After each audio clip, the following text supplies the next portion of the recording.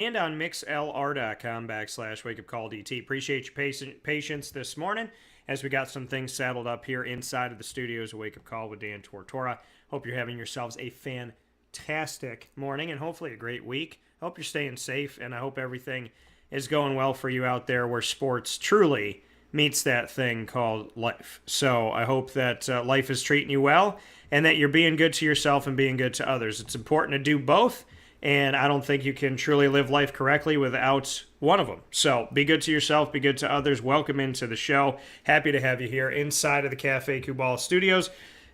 Cafe Kubal coming to you on 3501 James Street as well as 401 South Salina Street inside of Golisano's Children's Hospital in downtown Syracuse, and of course on the corner of Route 11 and Taft Road at their drive-through location in North Syracuse at Sweetheart Corners, and on 343 Fayette Street in Manlius, New York. Make sure you go out and fill your cup up right today with your favorite Cafe Kubal. I love their chais, their spices, and their syrups made in-house. Obviously, all their coffees made here.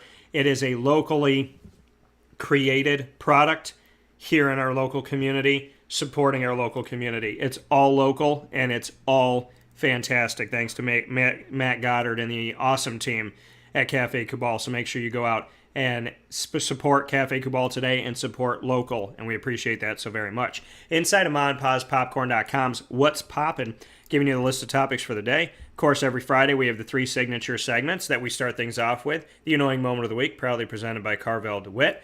Lead, Learn, Evolve, Adlib, and Deliver, proudly presented by Chick-fil-A Cicero and Chick-fil-A Clay, with a special topic every single Friday. And the topic today is when you're feeling down. Then we'll get into our top dog of the week, where we honor Jason Leone and his coaching staff, voted coaching staff of the year in the SUNYAC. And Jason will be joining me on video, the Oswego State Lakers men's basketball head coach, as they get set to tip off today a little bit after 3 p.m. Eastern time. He's with us hours before to give his take on this season and to be our top dog of the week. And so very grateful as we talk about the season, the team, the coaching staff, and his time at Oswego, as well as heading into the NCAA Division III Men's Basketball National Tournament. And we'll round out the show as we always do on Fridays between 10 a.m. and 11 a.m. Eastern Time with a special from Marywood University inside of our exclusive multimedia marketing partnership, that being Jason Thiel, who will be here with us today spotlighting Marywood Baseball as a Marywood Baseball student-athlete alum, obviously an alum of Marywood University, and the head coach of the baseball team. So very excited to have him on the broadcast coming up around 10:30 a.m. Eastern Time. Jason Thiel will be joining us for his first ever spotlight conversation in Pacer Pride on Wake Up Call with Dan Tortora in our exclusive multimedia marketing partnership. So, a lot of great stuff coming up on a Wake Up Call with Dan Tortora, where sports meets that thing called life. I'm so very grateful for you being here with us today, and thank you so much for being a part of the show. And with that being said, let's hop right into the Annoying Moment of the Week, proudly presented by Carvel DeWitt. And I'm laughing because this segment has been with me as long as Carvel's been with me, which I believe is 11 years now. And I am just, I'm such a big fan of being able to go off about something in a very funny but a very real way. Sometimes funny, sometimes serious, sometimes both, but we get to jump right into it, and I have a lot of fun with it. So here is the Annoying Moment of the Week. Dan Tortora proudly brings you... Is that for real? Are you kidding me? The Annoying Moment of the Week. I'm really honest. I don't know how to respond to this. Presented by Carvel DeWitt, 4322 East Genesee Street. It's what happy tastes like. You have to be that crazy. I guess so.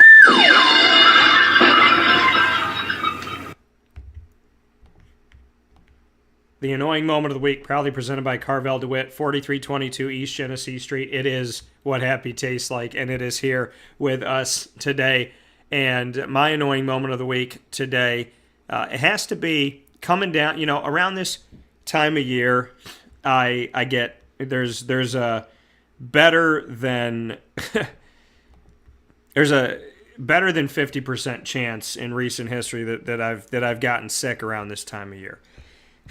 It's right before March Madness, right at the beginning of March. I typically am in a situation where I end up potentially getting sick. And thanks, Greg. Greg said he loves my hoodie. Appreciate it, brother. It's my Black Panther hoodie, and it's got something really cool. I'll show you what it is in a second. But this Black Panther hoodie is a hoodie that I have a cool story with, and that could be an annoying moment of the week. But Disney was super awesome about it, so probably not. But I very much I love this hoodie, and I got it down at Walt Disney World in one of my recent travels down to Walt Disney World here in 2022. So you can go and get it. You can go get it at the Marvel Superhero Store in Disney Springs. You can also get it if you go into Hollywood Studios and you're on like Main Street of Hollywood Studios, and you look to your left, and right before you go to that lagoon with the dinosaur, there's that store that's right there that has a ton of Star Wars merchandise. When you walk in, it's like a store made for me. It has Marvel merchandise in half the store, well, like a third of the store, and then the other 2/3 of the store is Star Wars. It's literally Star Wars and Marvel together had a baby. Perfect store, wonderful, love it, and hope it only gets better. And yeah, so I found this sweatshirt in both of those locations. So make sure you go out and get yours today. I got one for the lady as well, so she's got one that she can sport. We actually wore them together when we were at Disney, so it was a lot of fun. But yeah, so my annoying moment of the week, as I digress, because my guy Greg's asking me about this sweatshirt that I love so very. It's so comfy, keeps you so like nice and warm. I feel like I'm gonna wear it all the time, until it gets warm outside. Maybe this will be like my studio garb. But happy to be here with you. My annoying moment of the week, yeah, around this time of year, I typically get under the weather. Or I typically have to fight it. And, I've been fighting the good fight against it, but I got really run down. Your boy doesn't sleep as much as I should, and it ended up getting the best of me. So, unfortunately, I've had to deal with being under the weather, and so that's going to be my annoying moment of the week, because, I've been locked in my house for almost a week now.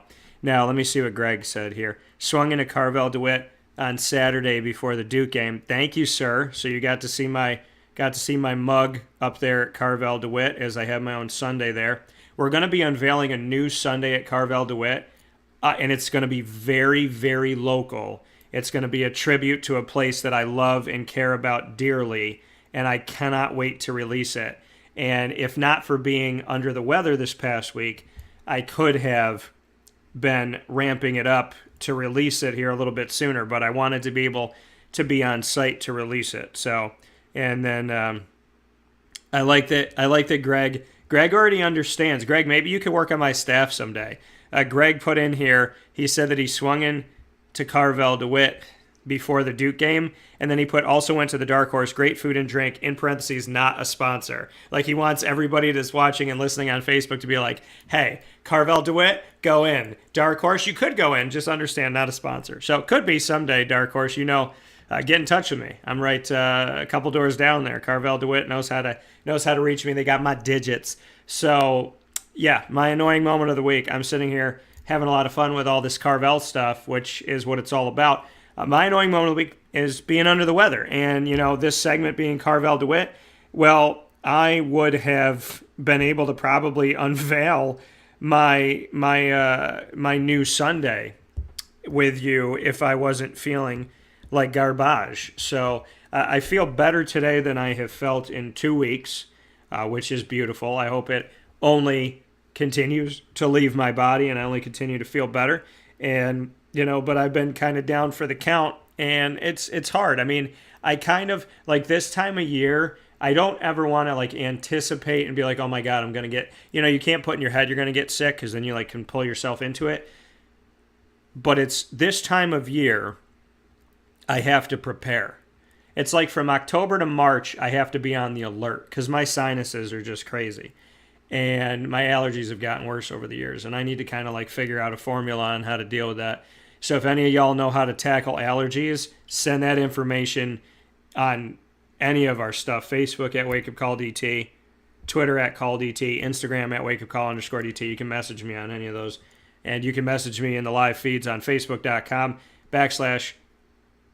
wakeupcalldt, youtube.com/wakeupcalldt, mixlr.com/wakeupcalldt. Send them over to me. I'd love to get some thoughts on how to deal with this stuff, but because my allergies are just awful. But yeah, so that's my annoying moment of the week, because it's put me down for the count, and there's some really cool things I'm going to be unveiling, including my new Sunday at Carvel, and I believe that on Wednesdays, when their tagline is Wednesday is Sunday, Sundae, and what that means is it's buy one get one Sundays every Wednesday at Carvel DeWitt. This one's going to be exclusively available only at Carvel DeWitt in the whole world, and it's very local.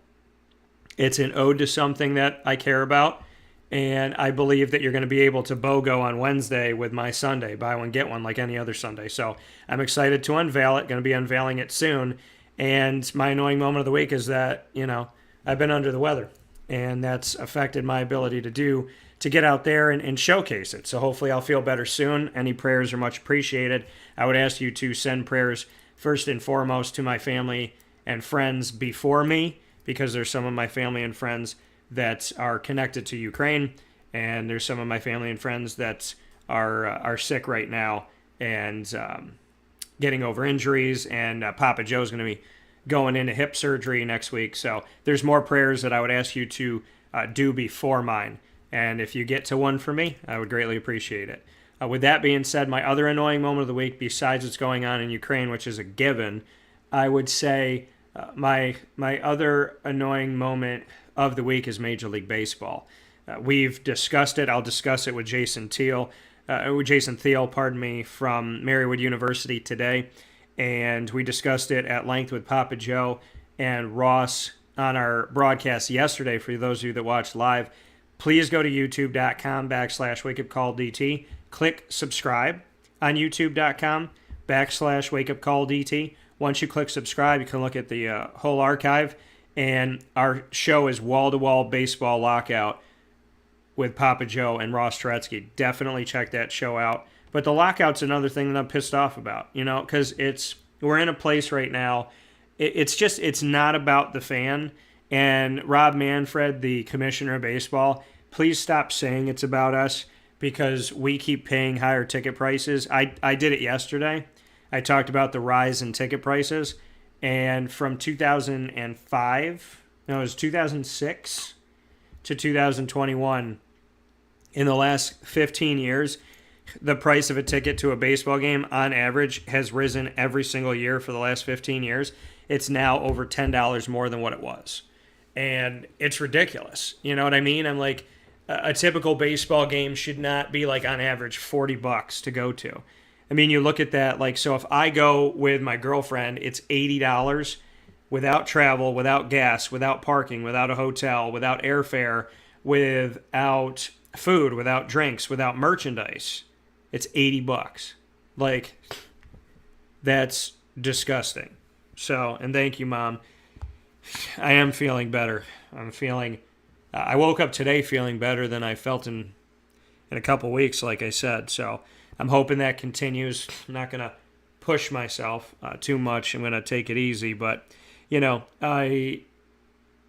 frustrated that Major League Baseball, like a lot of things, like the movie industry and a lot of places, it's a trickle-down effect. And, when prices get higher, I remember I was working at a movie theater, and the price of the reels became more expensive to make them, and the price of gas went up. So the company that brought the reels charged more to the movie theater to get the reels because they cost more and the gas was more. So, no, I think it was the gas increased, so then they increased the price of the reel, and then the theater was like, okay, well, we paid an increase. So the company that brought us the reel had to pay more gas. Then they made us pay for the reel at a heightened number because they were trying to cover the gas cost. So then what did it trickle down to? When the theater got the reel, they charged us more to go to see the movie. And it always comes down to the consumer. I think the consumer needs to get some relief, and I paid like $4 for almond milk a few weeks ago, which to me is disgusting. Normally it's $2.99 or like $2.50 or something like that. So that's gross. Eggs should be 99 cents. They should not be $1.99. They should not be $2. They should not be $1.39. So, it's just the reality of, I understand businesses need to stay afloat. But if you as a big business can afford to pay a little bit more and you're still making a profit and you can still pay for your employees, and maybe your CEO doesn't give himself his 9th bonus of his tenure there, then maybe his bonus could actually not happen this year. So he doesn't make 1.1 billion, he just makes 1 billion. I know that's hard and I know you got to wrap your head around it, but then that extra billion could like go back into the company, and then we could keep prices low for the consumers, because the consumers will always be the majority and the big business owners will always be the minority. And when the minority is raising their prices so that they can keep making the same amount of money they're making, they're hurting all of us, and we're not necessarily making more money. So I would say my annoying moment of the week is that the trickle-down effect is not right, it's not correct, it's not fair, and it's an abuse of power. So I would really appreciate if there was some type of personal responsibility. I don't want the government to get involved, because government getting involved in business is just not okay. And I'm a business owner and I don't want anybody's hands in my business except for mine. So I would say it's more on the responsibility, the care, and concern of business owners and their boards and their staff to actually understand that the trickle-down effect hurts your consumer and eventually may make you lose your consumer. I think cable companies dealt with that, right?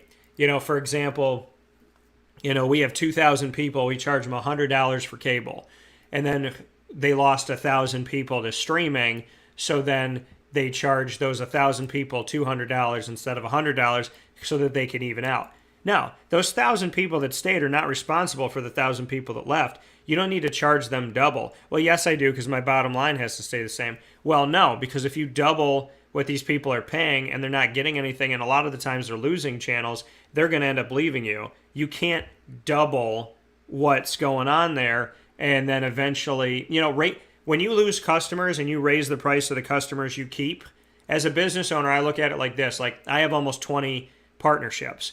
If 4 of them went away and I said to the other 16, I'm going to take the money of those 4, I'm going to divide it into 16, and I'm going to add it to each of you, they're not responsible for those people leaving. So that's not fair. And people say, well, life's not fair. And I get that, but the trickle-down effect is just wrong. Greg said gas prices. I realize it's low-hanging fruit and an easy target, but my credit card is taking a beating when I fill my truck. Yeah.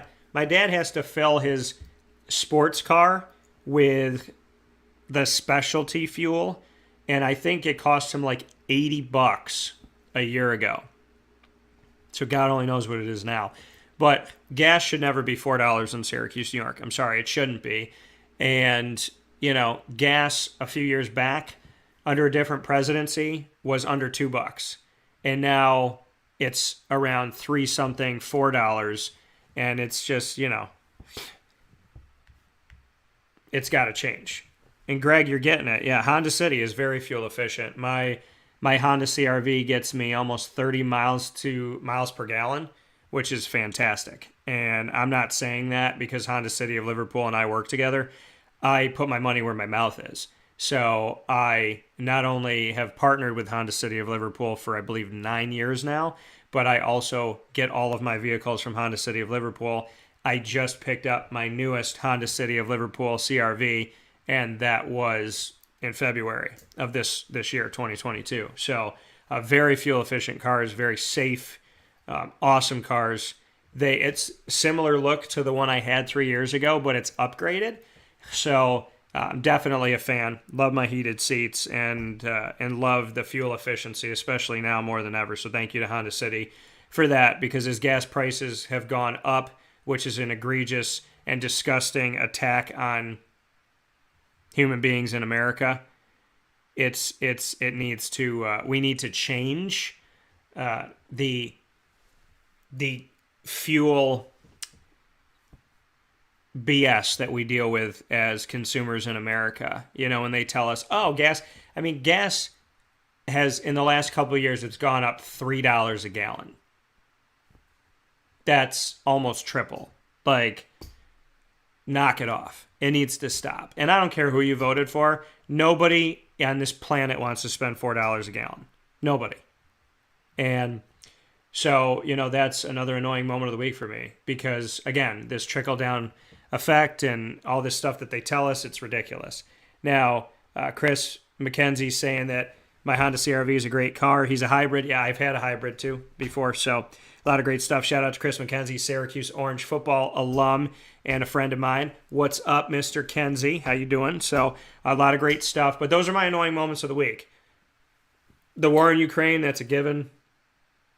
Trickle-down effect, wrong. More personal responsibility for the people at the top of businesses that are raising prices in order to keep their same salary, when I'm sure if they gave a little, it could be a great help to all of us. So that would be nice. I'm not asking you to not take a salary. I'm asking you to care. I mean, I remember when Roger Goodell said one year that he wasn't taking a salary.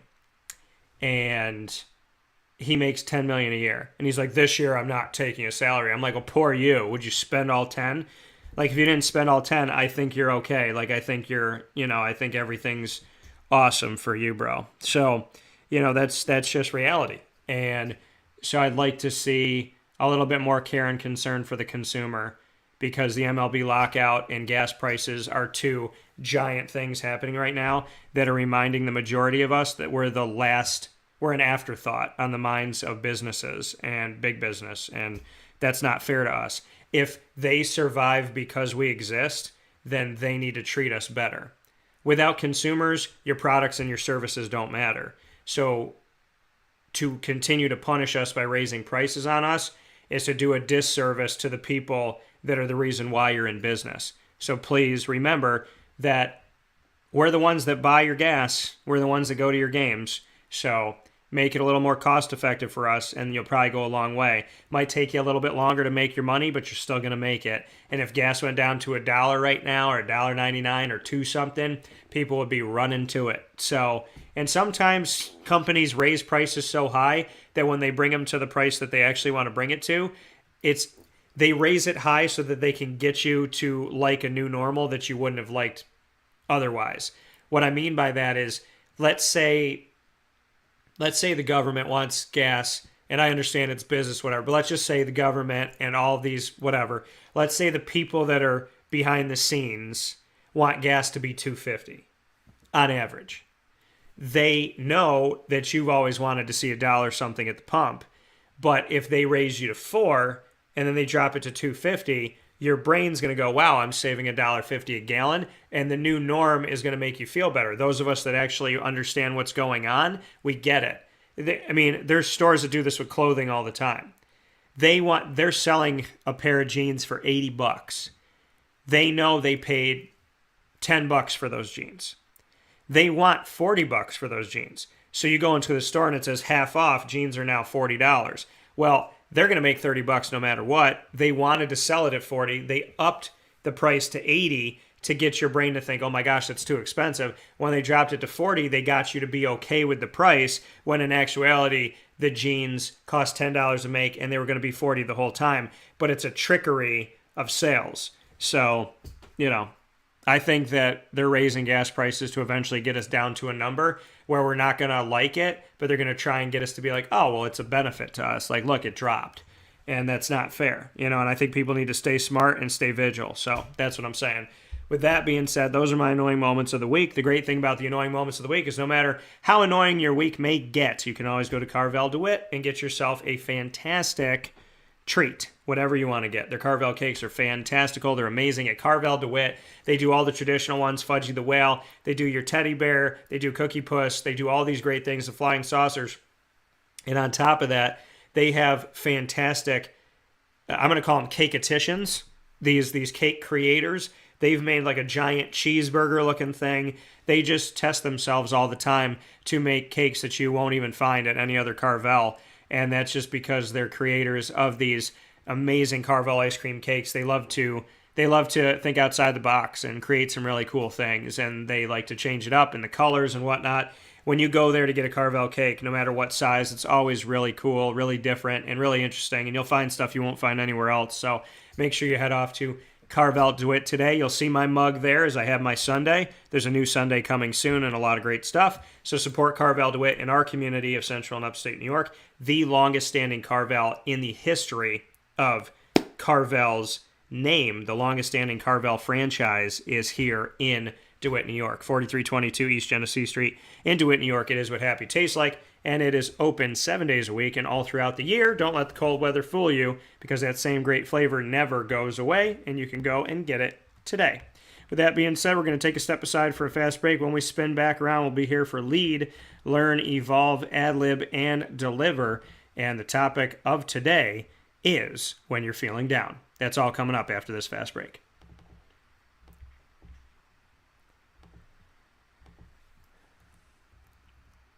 Carvel DeWitt, it's what happy tastes like. Do you know why? Because we make ice cream. Creamy, rich, flavorful ice cream. Not yogurt or iced milk like some of our competitors. Ice cream. Fresh, by hand, daily. For the calorie conscious, we have something new for you. Our new Carvelite. Same great flavor, creaminess, and texture of our regular ice cream with only 35 calories an ounce. So whether you want an ice cream cake, flying saucer, dasher, carvalanche, hard or soft ice cream, we will satisfy your craving with our fresh, handmade regular or new Carvelite ice cream. Carvel DeWitt. It's what happy tastes like.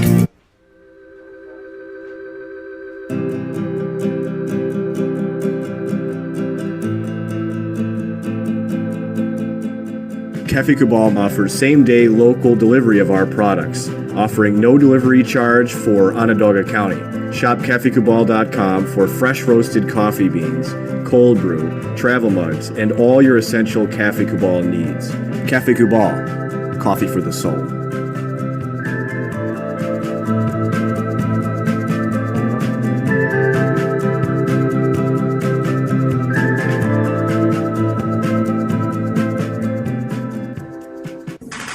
The Wildcat Sports Pub in Camillus, New York is located on 3680 Milton Avenue in the Home Depot Plaza. It is your family-friendly sports bar and restaurant. Folks, some sports bars aren't family-friendly. Some family-friendly restaurants are not sports bars. The Wildcat Sports Pub in Camillus, New York is proud to be both. It is that marriage that you've been looking for years. The Wildcat Sports Pub is your home base for your sports bar and restaurant needs, games for the kids, indoor and outdoor activities, and enough things on the menu to come back every single week and get to try something new. They're open Sundays from noon to 8 p.m., Monday through Wednesday, 11 a.m. to 11 p.m., and Thursday through Saturday from 11 a.m. to midnight. For reservations and party information, call 315-487-2222 for the Wildcat family-friendly sports pub and restaurant.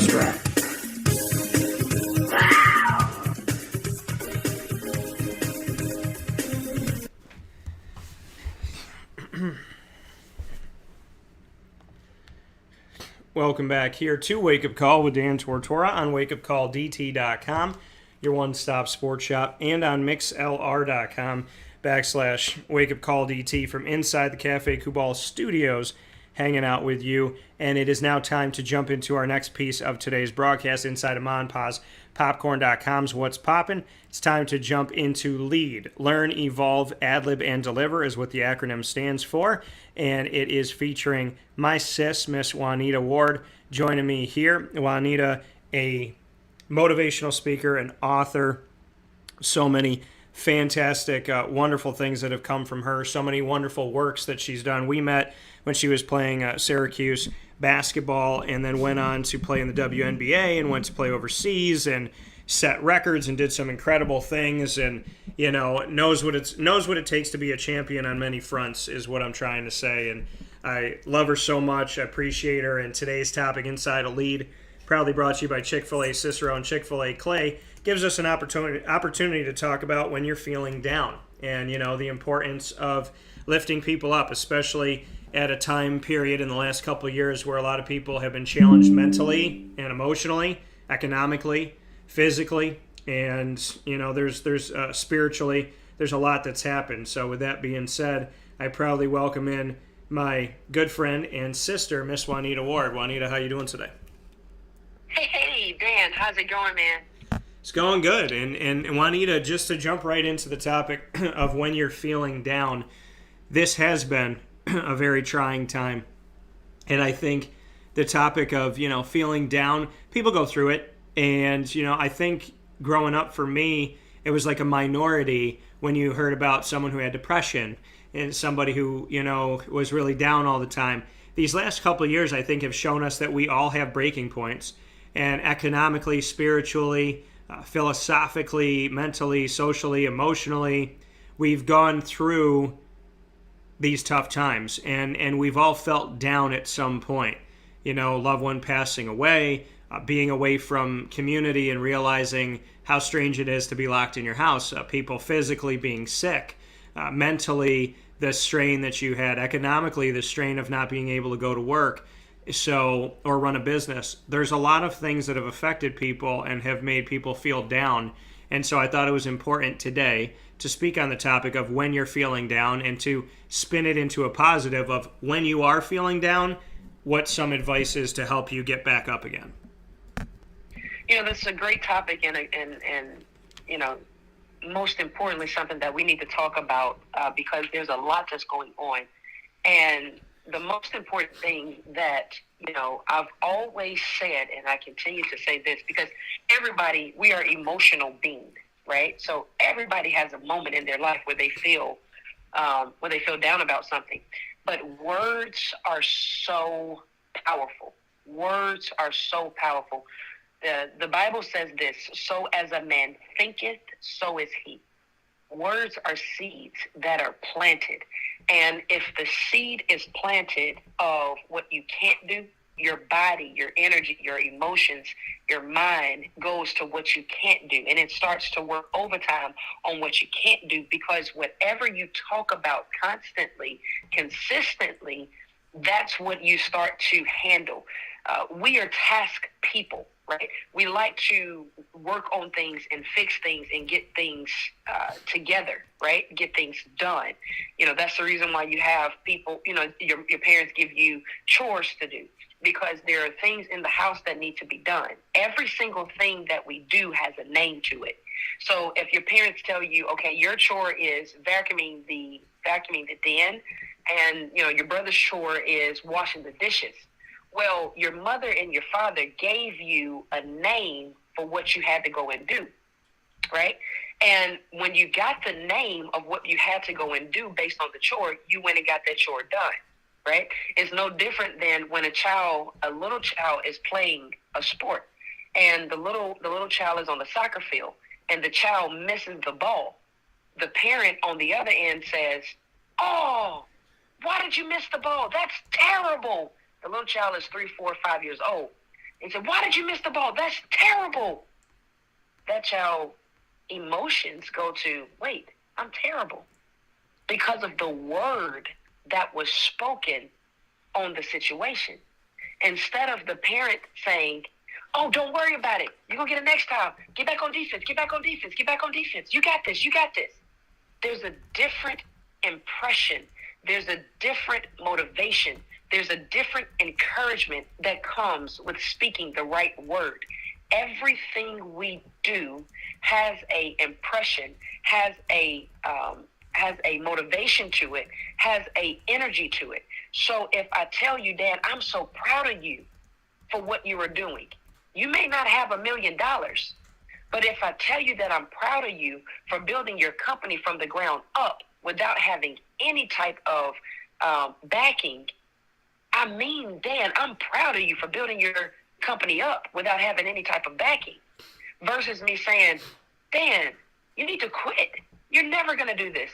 You're never going to make it to the top. You're never going to make it to where you are." Yeah. The emotion on both of those give you a different impression about the situation. So words are extremely powerful. Anytime something happens in our life, it's all about the reaction of what's coming next. My father and my mother always said this: there's always an action to a reaction. So whatever you speak, whatever you do, you're going to get the action of what you spoke, and then you're going to react on what you speak. Yeah, and that's such a great point, is that you take what is given to you. And like you said, you can look at things and say, one of two ways. Hey, Dan, you built your business and from the ground up, you built it without any backing. You did it, as opposed to somebody saying, hey, you need to quit right now. Don't do it. You're not capable. It's also what you take in, right? It's what you ingest. And in today's world, there's so many places to eat, so to speak. And what fruit are we eating and what fruit are we bearing? And I think that there, in and of itself, is a determinant of where we're going to be and how we're going to think and how we're going to feel. Because if you surround yourself with, like, I know my limit. I know that, right now, getting over being under the weather, like, I need to stay positive. I need to stay light. I need to stay, supportive and good. And I was watching something on Ukraine last night, and it was moving me, but it was also stressing me out. And my body's already stressed, and my body's already getting over being attacked physically from not feeling good. So I said to myself, okay, there has to be a limit. Like, there has to be a place where I'm like, you know what? I'm not going to go here today. I do want to inform myself. I do want to know, but I need to not ingest that. And I tell people all the time, they'll be like, oh, did you see the weather and this and that? I'm like, no, I don't watch the news. And they're like, what do you mean you don't watch the news? I said, the news is negative. Like, 99.9% of it is negative. Like, I know what's going on. It's not like I'm under a rock, but I don't fill my brain with negative. And I think that when you do, and I have done that before, it's, you become your thoughts. And I think when you're feeling down, you need to have that pick-me-up. And Jason Thiel, later on in today's broadcast in Pacer Pride, we're going to have a discussion on that, on what are the things that you do to kickstart yourself back to positivity. When you're feeling down, what do you do? Because what we're ingesting is going to determine what we give, and what we become. We're going to bear rotten fruit if all we ingest is negativity. If we ingest positivity, then we will bear good fruit. And I think, in the Bible, so much it's about, bearing fruit and Jesus walking along and seeing, which one of these trees is bearing fruit, which one of these trees has been pruned right and taken care of to bear fruit. And I think, for me, I know that if I ingest negativity, the negative words of other people that they say about me, that they say about others, if I take in all this negative media and all these negative news stories, that it begins to make me angry. I get stressed out. I start to think negatively. I start to question myself. I start to question reality. And that isn't good. And so, I know firsthand that what we take in has a direct effect on our attitude. And, I think you have to have an attitude of gratitude. And I think in the moments when you're feeling down, I haven't felt good for 2 weeks. I physically haven't felt healthy. And I looked up at God and I said, thank you that I didn't get sick on my vacation. Thank you, God, that I have been able to do my show all week despite not feeling well. Thank you, God, that my dog has stayed healthy. Thank you, God, that I didn't get anybody sick around me. Thank you, God, that my mom is an amazing mother and she dropped off food. Thank you, God, that I continue to feel better. Thank you, God, that I can finally sleep at night, because a few days ago I was struggling to sleep because I was in discomfort. So, even in being sick, even in not feeling 100%, even in feeling down, I chose to have an attitude of gratitude and to say, okay, I don't feel good. I can think about not feeling good and it'll inevitably make me feel worse. Or I can look at the positives amidst something that's not ideal. And I had so many things to thank God for that it started to become contagious. And ironically, I felt better in the last few days as I've been more thankful to God and more focused on God. So I don't think that that's a coincidence. That's so key. Whatever you focus on, that's what you become. Whatever you allow, that's what you become. Whatever you digest, that's what you become. They have this saying now, when a person is exercising or a person is trying to get back in shape, it's whatever you eat, that's what you become. You've heard that before? Whatever you eat, that's what you become. So if you eat those types of foods that are going to put the wrong type, that's going to make you unhealthy, okay, well, you ate that type of food that makes you unhealthy. That's what you become. So whatever we allow ourselves to do, whatever we allow ourselves to believe, that's what happens. So we have to get into a place mentally. That we can speak life over ourselves. Words are very, very powerful. And what you create, what you say, becomes extremely powerful. If a person continues to talk negativity and doubt, you've heard this saying before, don't allow yourself to have those type of understandings. You don't want to have a puzzling mind. You don't want to continue to have a wavering mind, or else you're going to go back and forth, trying to figure out what you need, because you're having a identity crisis of understanding who you are and what you are, right? And so speaking the words over yourself is so positive. You've heard the saying before, an idle mind is the devil's playground. Well, don't have that type of mentality or mindset to speak something that's not right. Words are so powerful. Proverbs 18:21 says, death and life are in the power of the tongue, and those that love it shall eat its fruit. What fruits are you eating that you're bearing forth the tree for now? That tree is growing up to birth these fruits. Sometimes we have to go back and say, God, forgive me of the negative words that I've spoken.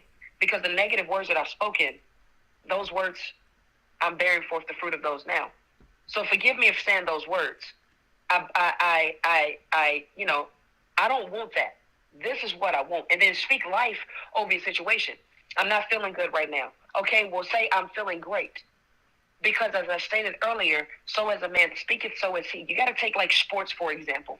A sports player, a football player doesn't get on the court and say, oh my gosh, I'm going to get tackled every single time. Yeah. I'm just going to get tackled. I'm going to get tackled. And a sports player doesn't, the football player doesn't line up. And when he's there on the line, he doesn't say, oh my God, I'm going to get tackled. They're going to tackle me right now. And I'm going to get ran, smacked over, and I'm going to get hit so hard. He don't do that. He knows his capabilities. When that football player puts on that helmet, puts on those pads, puts on that uniform, that football player feels like Superman. He feels that he is unstoppable. And he feels that he ain't going to get tackled. Now, I could have said that differently. He's not going to get tackled.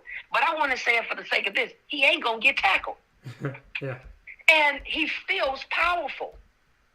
But he has told himself, whatever I have to do, if it's a running back, whatever I have to do to shake the man in front of me, to get past the guy that's trying to defend me and stop me from receiving the prize, which is the ball, I'm going to step left, step right. I'm going to do a spin move. I'm going to do some type of pivot.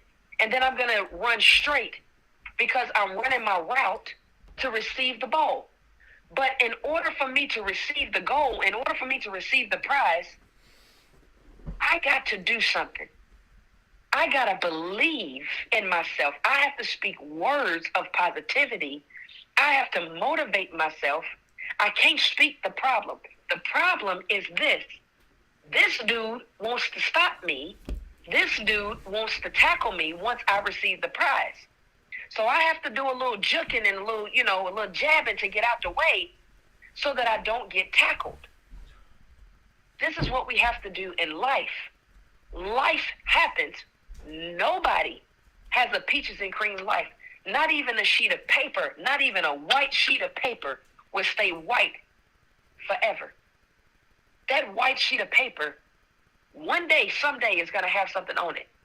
But guess what it's going to continuously do all the time? Is serve its purpose. It's going to serve its purpose.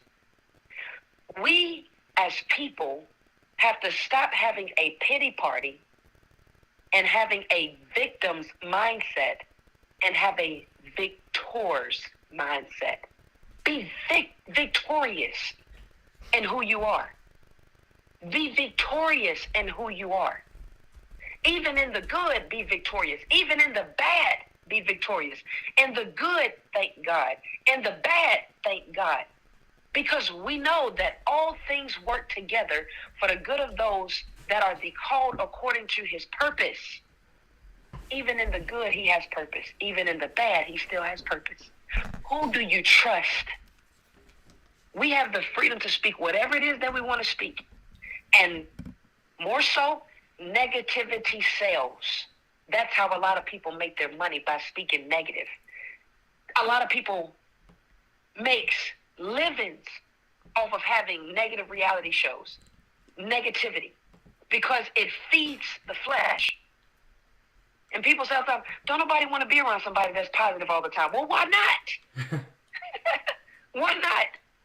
Maybe that positivity can roll off on you, and now you can have a clear mind and a clear conception and a clear understanding of how to become more successful. Nobody wants to sit into a room. People get so mad at the boss because the boss come in all bent up out of shape. Okay, you can't pick and choose when you want to bake your cake and eat your cake. You can't do that. You got to bake the cake and then share the cake. You can't bake the cake and eat your own cake and then tell other people, I made my own cake, this is my cake, you can't get none. You can't do that. Because if you want somebody else to bless you, you got to first clean yourself. You have to first encourage yourself. You have to first motivate yourself. When a crisis hit, you got to look at that situation and you have to see the good in that situation. You got to see the good. There is good in a situation. I know a person that had an accident a couple months ago or a couple years ago, and the car wrapped around the pole. The car was completely demolished. Completely demolished. And we're looking at this car. Actually, this came up on Facebook. And you're looking at this car being wrapped around the pole, and then the video goes to the person. And the person is out dancing and thanking God and praising God, because what could have happened did not happen, based off of the video of the car. And then when they take the video from the car of what could have happened, and they show the product of what did not happen, it's one of those, it could have been this way, but God spared it to be this way. So even in bad times, thank God. Even in good times, thank God. It's all about how you think and how you're going to react when things happen. You have the free will and the choice to either have a pity party or have a victor's mindset. Which attitude do you want to put on the situation? Victory, victory, victory. Whenever you allow your body to go into a state of mind that you shouldn't be in, you'll cave. But when you speak life on the situation, you live. Choose to speak positive words, because those positive words get you out of a hole that your emotions have dug you into. We have the power to speak life, because God says that I give life and I give it to you more abundantly. Speak life. Speak life. And if you don't know the Lord Jesus Christ as your personal Savior, ask him to come into your life. Ask him to come into your life, because it's really hard living without him. Because in the Bible, there's so many jewels. There's so many jewels that God has given out. But when you try to figure things out on your own, that's where you mess up. God says, trust me. Trust in the word with all thine heart, and lean not to your own understanding. And in all thy way, God will direct your path. Trust him. Yeah. And then obey. Because there are some commands that God has given us as his children. Just as a mother and a father and a guardian gives orders, those orders are commands. We must trust and obey and speak positivity. We serve a big God that does not talk negative. He believes in order and discipline and wisdom and counsel. He doesn't believe in confusion, jealousy, envy, negativity. He wants you to speak positive and not negative, because speaking positive gives you a different strength. Speak life. Speak life, and you'll gain. That coming from Juanita Ward here, my co-host, Inside a Lead, Learn, Evolve, Ad-Lib, and Deliver. Proudly presented by the fantastic and faithful people at Chick-fil-A Cicero and Chick-fil-A Clay. Speak life. What you speak, you will eventually bring into your life, right? Speak it into existence. What you think, you will become. What you say, you will become. If you are your biggest fan, then you will become successful. If you are your biggest critic, and that doesn't mean that you don't work to get better. That doesn't mean that you don't say, hey, constructively I could do this and that. That's not what I'm saying. But what you say to yourself and what you do and how you treat yourself puts you in a place to declare who you're going to be. How you talk to yourself, that self-talk, that's greater than anything else that anybody can ever say to you. And when you believe in God and you trust the Lord, you start to hear his voice. I always say to God, help me to see the world through your eyes. Help me to understand the world from your vision. Help me to see, help me to know. Because if it comes from you, I know it's right. And in a world that is so chaotic and so confusing, and there's so many different cars on the freeway, it's hard to realize which one is God's car. So instead of trying to find God's car on the highway, when I'm sitting in my own, I say, Jesus, in the fantastic words of Carrie Underwood, take my wheel. Come sit in my car. I don't need to look for you. You're with me all the time. That's what you promised. That's what you said. So I'm not looking for you on the freeway of life. I'm asking you to take the wheel of my car. I'm asking you to help me drive. I'm asking you to guide my path, light my ways, speak to me, be the way, the truth, and the life. Be who you said you would be. Stop worrying about, well, this human being didn't do what they said, and this human being didn't do what they said. Hey, God is the only one that said, I'm going to tell you the truth, and that's it. I will never let you down. I will never forsake you. I will never forget you. We always talk about, why did this happen? Why did that happen? Why did this person not do this? Why did this person not live up to their word? We are human beings. The Lord is the one place that is refuge that we can go every single time, no matter what. The door will always be open. Remember, the people that did not allow Mary room in the inn, those are human beings. Those are human beings. But God lit the path, did he not? You follow God, you will always find sanctuary. You follow human beings, some days you'll go off a cliff, some days you'll find sanctuary.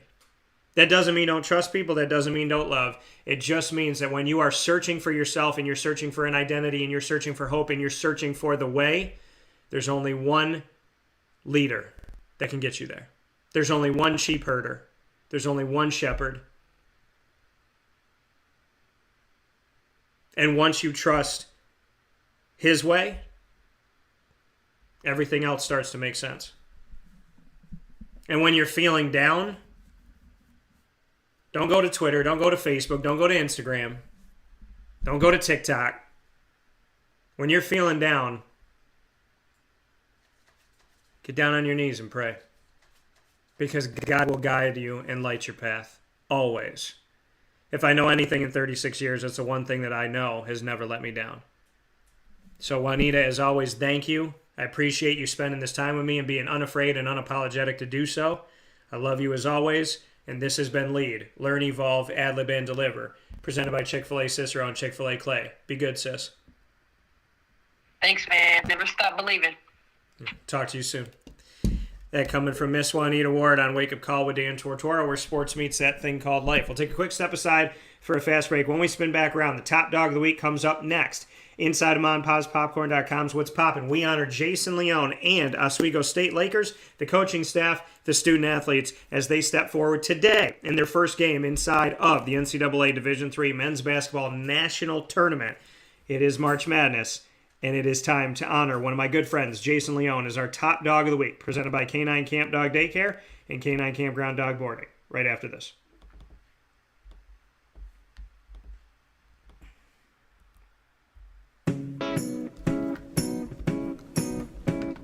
In these unique times, there are those in our community that give us a sense of normalcy and positivity. Pizza Man on 50 Oswego Street in Baldwinsville has been here for you for over 35 years and is here now.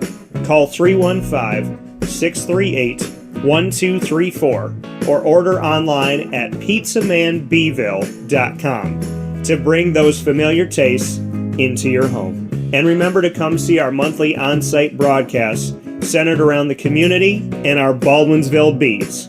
Pizza Man in Baldwinsville. Any way you slice it, they are always here for you.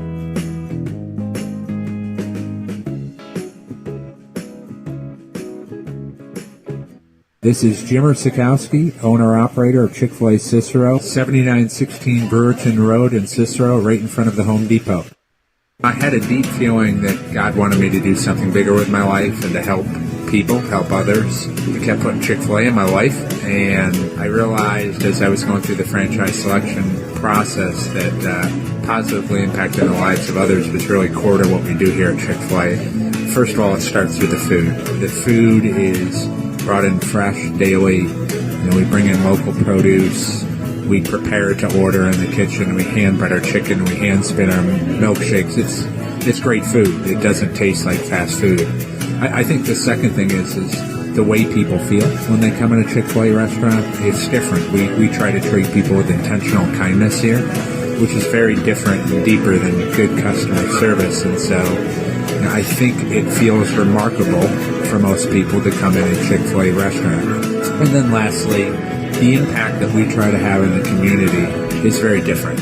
It's a big part of the expectation of every operator of a Chick-fil-A restaurant is that they're actively engaged in their community, they're a leader in the community, and they're making a difference. When they realize that what we're striving to do is to shine a little light in their life, that's a very, very different experience than you will have in any other quick service restaurant. And it's that remarkable experience that I think people will emotionally connect with.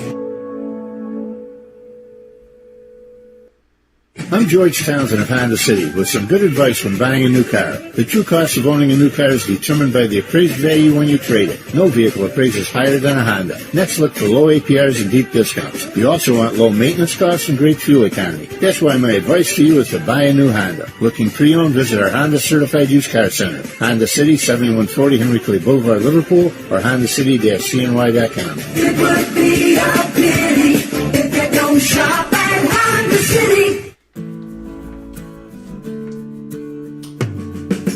Our corporate purpose at Chick-fil-A is to glorify God by being faithful stewards of all that's entrusted to us and to positively influence all those who come in contact with Chick-fil-A. And what became increasingly clear from our success in Cicero is that people love Chick-fil-A. And also, I think we recognized that, we had a great opportunity to grow the brand and grow our platform. I felt incredibly grateful when I was selected to be a Chick-fil-A operator. I think what it's meant for me, what I've come come to realize on a very deep level is that this is a calling for me. It's not a career. It's not a job. The Lord called me to be a Chick-fil-A operator and to use these restaurants to glorify Him and to positively influence other people. I'm blessed. I'm very blessed. Head to Chick-fil-A Clay on 3974 State Route 31 in Liverpool, New York.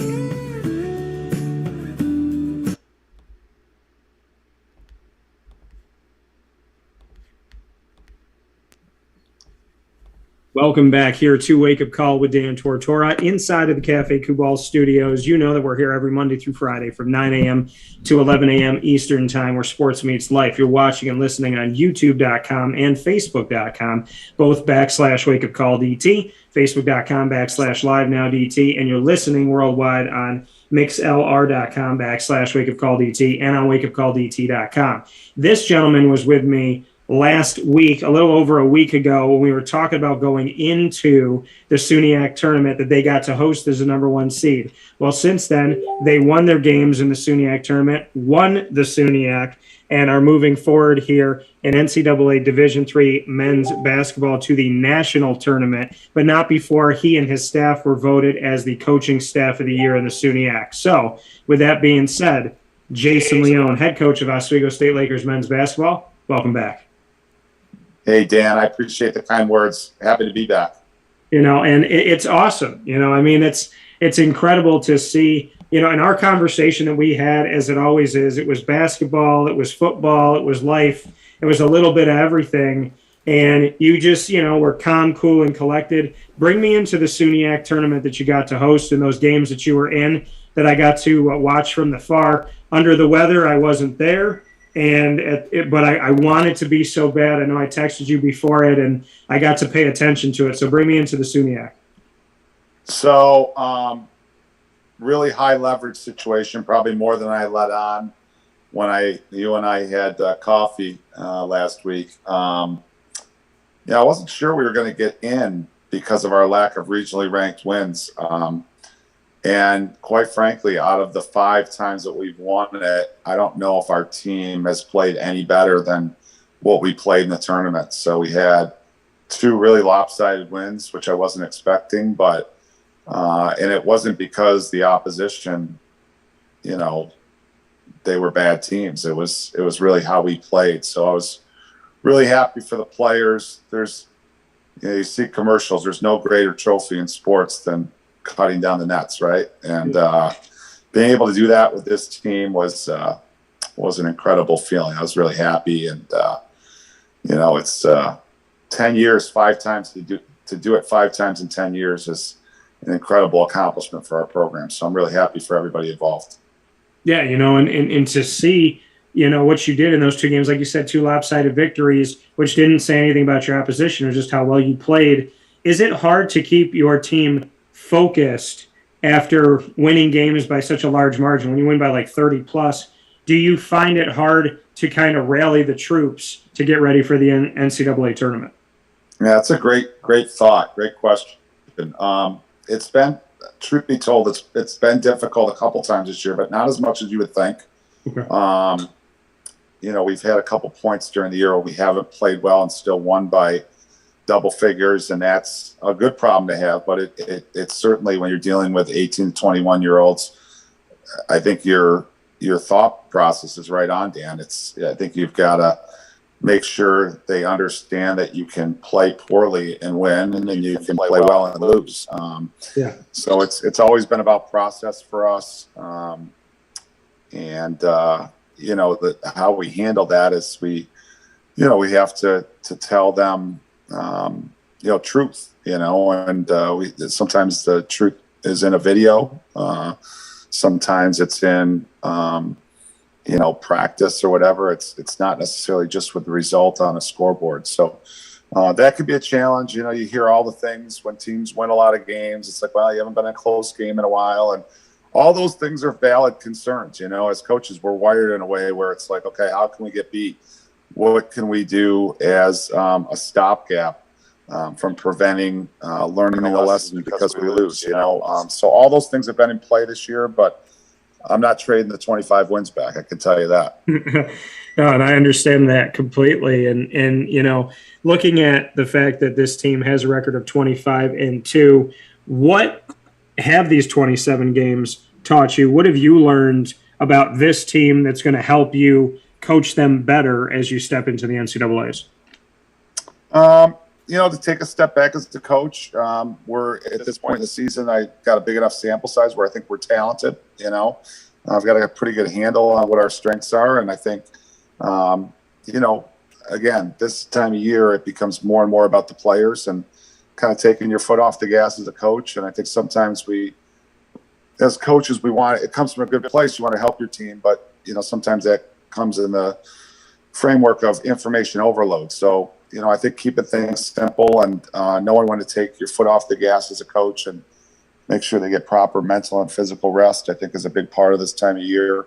And you've got to have trust. You know, you've got to trust that the players will do their jobs. So those are some learning lessons that I've come to find out about this year's team. How do you aid the team in having proper mental rest? What do you do in the respect of focusing on the mental? I think when they make mistakes, you got to lay off them a little bit, you know, at this time of year. You know, we should, as coaches, we should have gathered enough information to know what the team's personality is and what their DNA is at this point. I think collaborative thinking is important. I think talking to my assistants, talking to the players, you know, like, how you feeling? How you doing? What do you think about these certain things? I don't think we're doing this great. What do you think? I think the more ownership you give them deeper into the season, I think the better results you'll get in terms of the relationship building piece between players and coaches.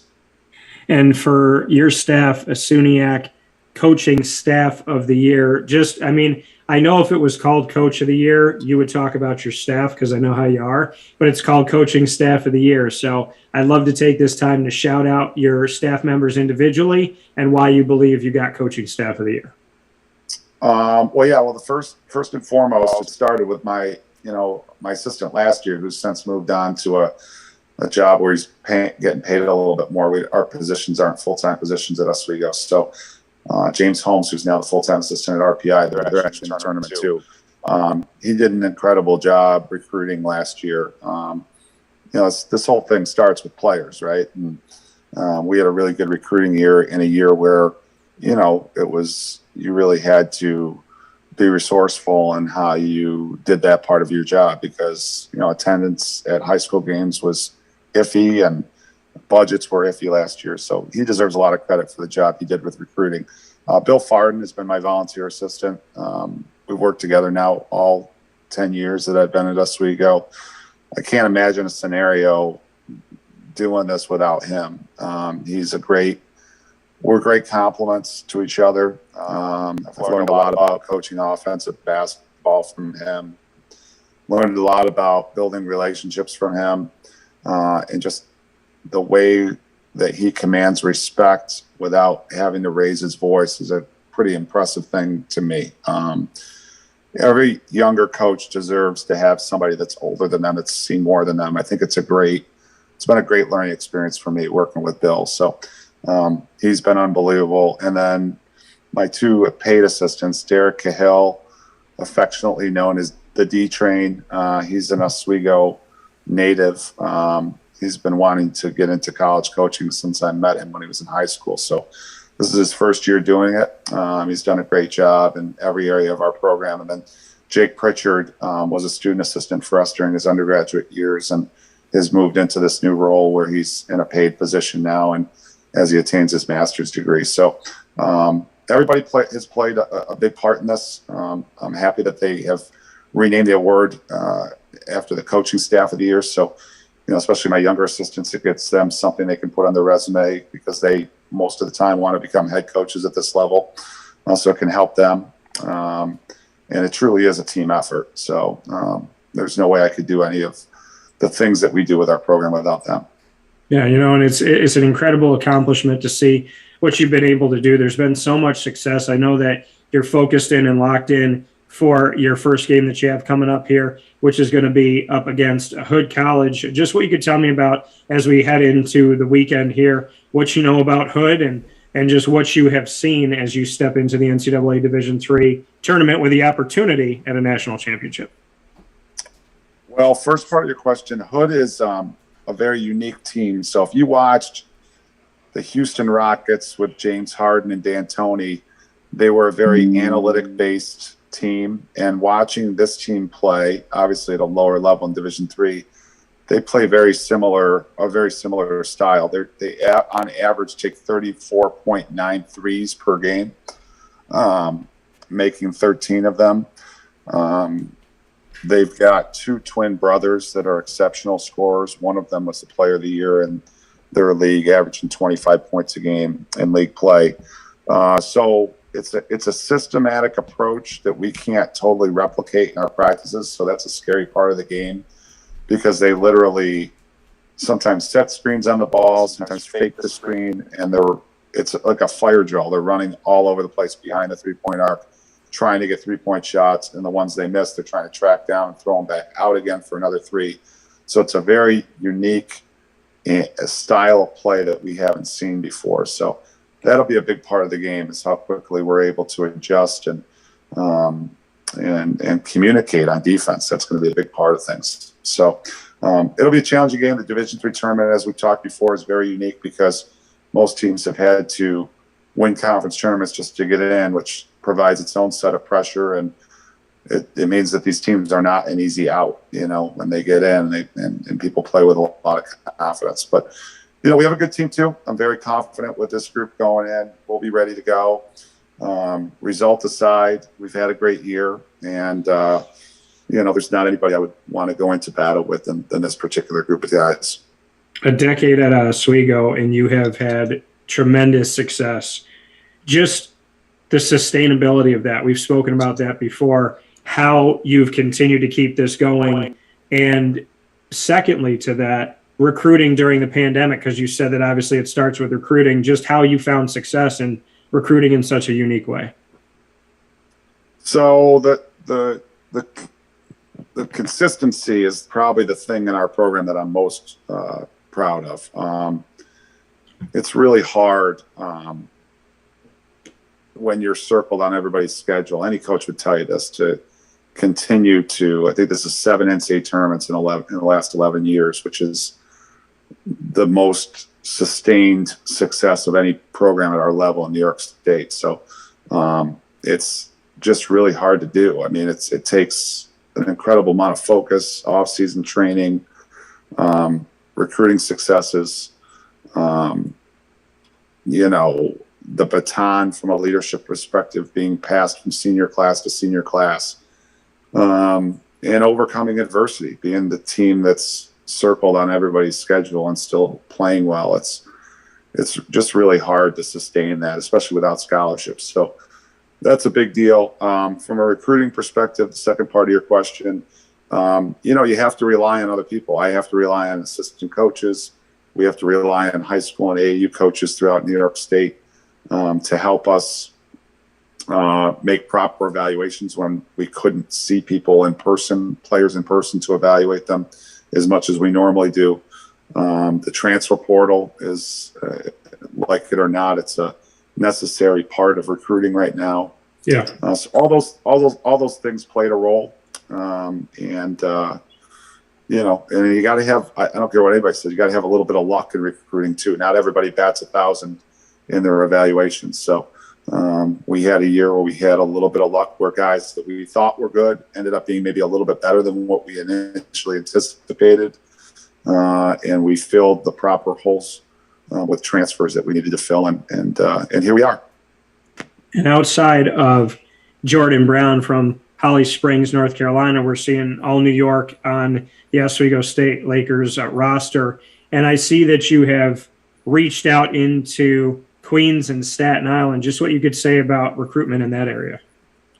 Yeah, so Staten Island, there's a high school program down there that we've had a long-standing relationship with, St. Peter's Boys High School. There's a high school coach there, Charlie Driscoll. Other than my own high school coach, I'm probably closer with him than any coach in New York State. they're going down when I was a young coach and watching his practices and watching the way that he coaches. There were just so many similarities that aligned with the way that I do things. It's nothing that's right or wrong about either program. I just, it was just happenstance that I went down and spent a lot of time with this guy and watched the way his teams play. And I said, there's just so many similarities here. And then the connection that I built with players, and he had players that ended up coming up here, and every kid I've had from his program has been an all-league player for us. So, success breeds success, right? So you have guys that come up, have a really good experience, get good degrees, have great lives after basketball, enjoy their experience here, and then, the train starts, So Staten Island's also a part of New York City where you've got a lot of people, middle-class incomes, that, SUNY is a great value for them from a perspective of paying for college. So there's a lot of things that align there. And by nature, you're going to recruit a lot downstate because those are more populated areas. So there's going to be more players down there to look at. So that's one part of our recruiting. But yes, we've had a lot of success down in that particular area. That coming from Jason Leone, Oswego State Lakers men's basketball, heading to, once again, the national tournament here for the NCAA Division III on the men's side. Jason, as always, I am so appreciative of your time. You always find time for me. I still remember being in my apartment years ago, and it was a crazy snowstorm outside. I was hoping you guys would just play because of travel and whatnot. And I remember just running in there and every single game, and you kept winning. And I said, every game you win, I'm getting you on the show. As far as you go, we're going to talk every time. And sure enough, we did. And I got the mic going, and it's snowing outside. And I'm like, Jay, are you okay? I was like, did you get where you needed to go? I'm getting to do the show. So, I mean, you've always been great to me. And all those years ago, you were going to the tournament, and here you are again. So I'm happier. And you to me as well. I remember talking to you in the locker room one time as my team was warming up out there, and we connected real quick over the phone minutes before we went out for a Sweet 16 game out in Rock Island, Illinois. Yeah, and you've always spent time. You've become such an awesome friend of mine. I'm so happy for you, and it warms my heart when I see Oswego succeed because of you and many coaches out there have made it near and dear to me. So big shout out to what you guys are doing. I know you're just getting started here in the new season, but I'm hoping for great things. You're always welcome here on the show. I hope that we get many more conversations and many less blizzards. So, amen. Always good stuff, Jason. And final note here from you. What do you want to say to Laker Nation and just to those that have supported you all the way through?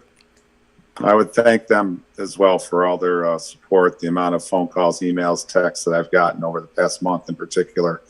As we talked about at the beginning of the interview, the deeper you go into the season, the excitement expands. People show up, and that's the way. This is a great time of year for our sport, right? March Madness, and this tournament, Dan, it feels the exact same for a Division III player as a Division I player. It really does.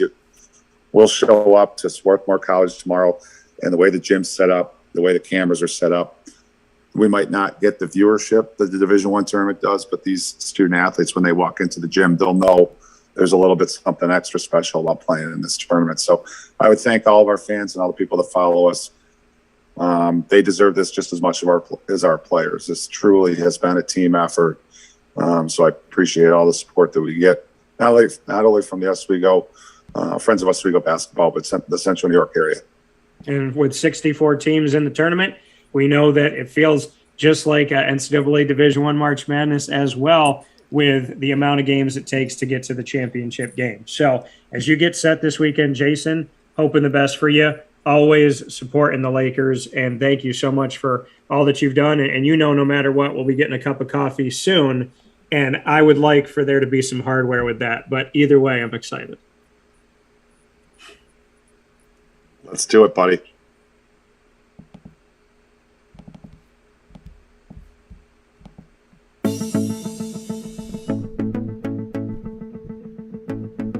Avicoli's, located on the corner of Route 57 and Wetzel Road in Liverpool, New York, has been your trusted neighbor for decades. Located just steps from Liverpool High School, we're happy to have the Liverpool Warriors on-site, on-location broadcast at Avicoli's through Wake Up Call with Dan Tortora every single month, featuring student athletes, coaches, and administration throughout the year from Liverpool High School. Head out to Avicoli's today on the corner of Route 57 and Wetzel Road in Liverpool, New York, open Tuesday through Sunday for lunch, dinner, and drinks. We'd love to see you out there, and of course you can call them at 315-622-5100 for takeout, delivery, and catering. That's 315-622-5100, and also find them on myavicolis.com. That's myavicollis.com.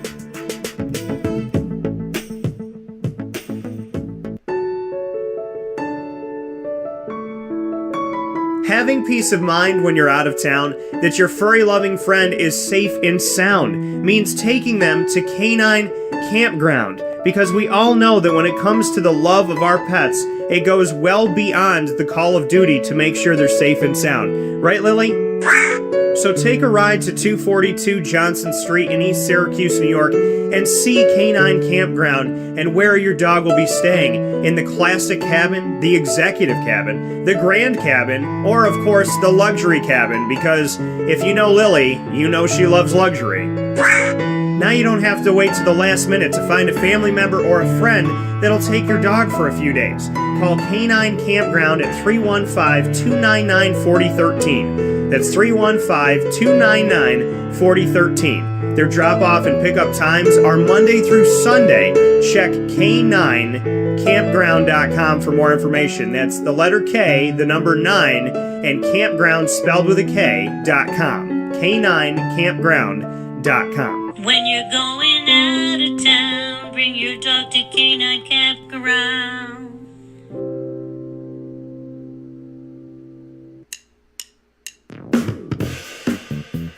PB&J's Lunchbox, the food truck that you love finding all throughout central and upstate New York, now has a street-side cafe. So when you're craving their traditional favorites as well as their out-of-box amazing menu items, you can now head to 663 Old Liverpool Road in Liverpool, New York. Located just minutes from the highway, the Thruway, Destiny USA, and Onondaga Lake Parkway, PB&J's Lunchbox Street-Side Cafe is there for you Monday through Saturday from 9 a.m. to 7 p.m., serving breakfast, lunch, and dinner all throughout the day. Get breakfast for dinner, dinner for lunch, whatever you fancy, including their award-winning grilled peanut butter and jelly sandwich. Find them at 663 Old Liverpool Road in Liverpool, New York. PB&J's Lunchbox, where we love to know what's in your lunchbox.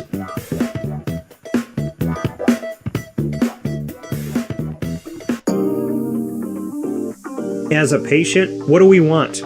To be cared for, to be listened to, and to have someone walk us through the process on our path to victory. Victory Sports Medicine and Orthopedics does all of those things beautifully, with Dr. Mark Petropoli leading the team on 791 West Genesee Street in Skaneateles, New York, located minutes from beautiful Skaneateles Lake. Whatever your injury may be from head to toe, preventative care, rehab, physical therapy, laser therapy, and surgery are all available at Victory Sports Medicine and Orthopedics, where they care about us, they listen to us, and they understand that everyone's path to victory is a little bit different. Let them help you on yours by calling 315-685-7544 to make your appointment today. That's 315-685-7544. And find out more information at victorysportsmedicine.com.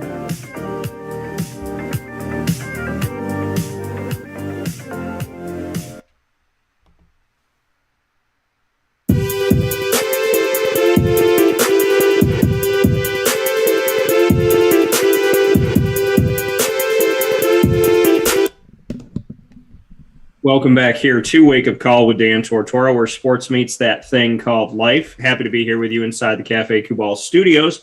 And, of course, Wake Up Call with Dan Tortora every single Friday brings you Pacer Pride, our exclusive content of the Marywood Pacers and our exclusive multimedia marketing partnership with Marywood University, my proud alma mater. And so you're here on youtube.com/wakeupcalldt, Facebook in two places, facebook.com/wakeupcalldt and facebook.com/live-now-dt.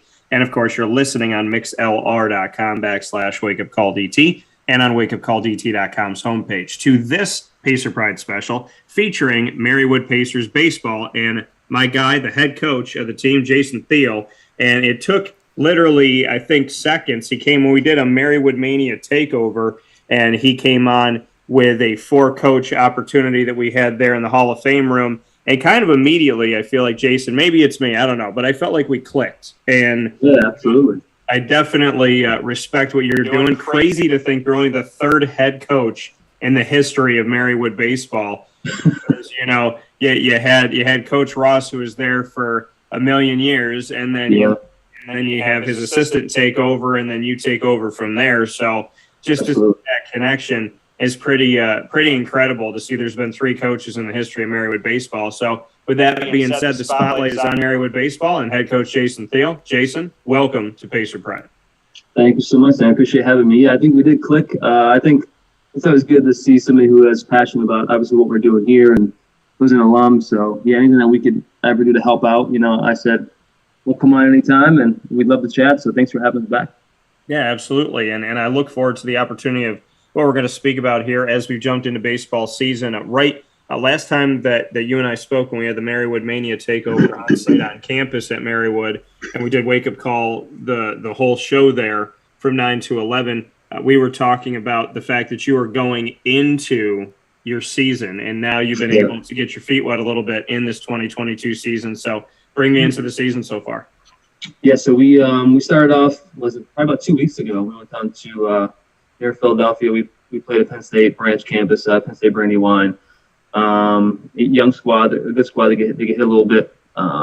They always give us a little bit of problems at certain times, and we get down early, we battle back, and we won a game, the first game, and then the second game we got up big, and typical them, they came back and they put up a big inning against us, and our guys a little bit of adversity, but we hung on. And early in the year, I don't know if you ever know how it's going to be, how it's going to go, especially when it's 30 degrees and the wind's blowing and it's been 8-9 hour day outside. So we handled some adversity early, which is good for us.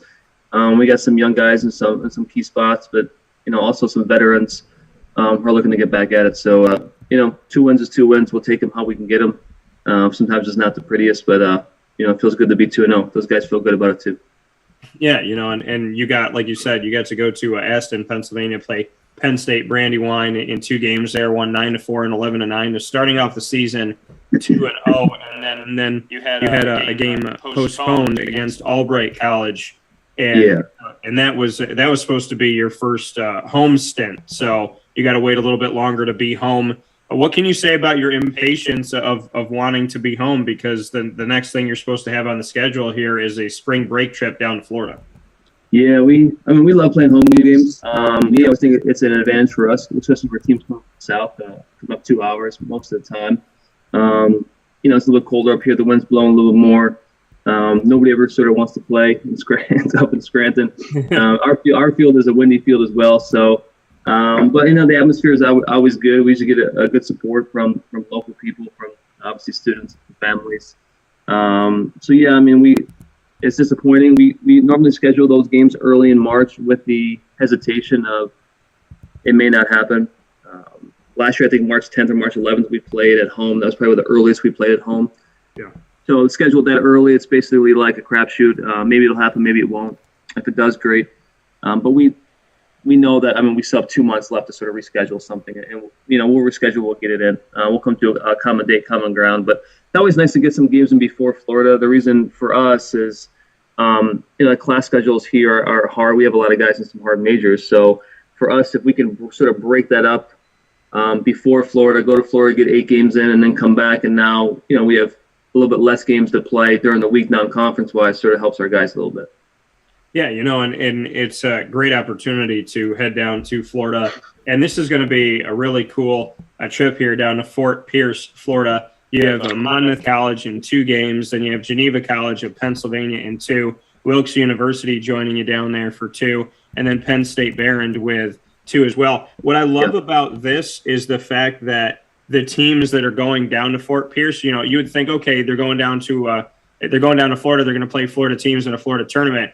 Pennsylvania is going to Florida, which I think is really cool. So, as much as they're your foes, it's pretty awesome that the Keystone State and the Sunshine State are going to meet each other, and that your competition down there in that little like mini tournament or whatever you want to call it is actually against Pennsylvania teams. So you're getting experience against teams in your state, and at the same time, you're getting to play in some very favorable baseball weather. Yeah, I guess it just depends on when spring break happens for a lot of teams and who's going down at that time. So, yeah, it seems like we always play a couple of local schools, whether it's a Susquehanna or Del Val. We've played in the past. We've actually scrimmaged University of Scranton down there, which we're a mile and a half away, and we've played them down in Florida before. We scrimmaged them a couple years ago on a Sunday night. It's always good to see some local faces too. It's nice to face some competition. Also, like we've really never played Penn State Barron or Monmouth. Obviously, we played Geneva and Wilkes before, so it's always nice to get some local flavor, but also some teams that maybe from different conference that you've never really seen before. So just to see sort of where you stack up and where you're at with things. Jason Thiel here with us, head baseball coach at Marywood University, inside of this very special Pacer Pride on Wake Up Call with Dan Tortora, hanging out inside the Cafe Kubal studios.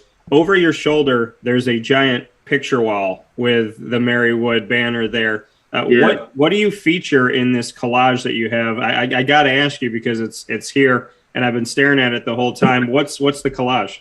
It's just quotes, family, my children, my wife, myself, hiking, just, look at it, smile every now and then. It's some crazy long days. So as much as I could have them with me, my daughter is over my shoulder. That's a young picture. She's now a senior in high school, so that's when she was a little kid. So my office is filled with, baseball gear and family stuff, and that's, it's so busy. I work in graduate admissions as well, so it's a full-time job here, a part-time job at baseball, but they're both really full-time jobs. So sometimes it's, last night I get home 11 at night, started work at 7:45 in the morning. It's just the time of the year it is. So anytime you can look over your shoulder and see some family, some close pictures that remind you of good things and to push and grind you through a little bit when you're not seeing people as much as you want to. Yeah, I think the great thing that I've learned as I've gotten older is reminders, right? You put little reminders, and like you said, you have quotes, you have pictures and stuff, things that remind you who you are, that take you back to who you are. You might be like in your kitchen, freaking out, getting upset. You walk by something, and it's like, oh yeah, okay.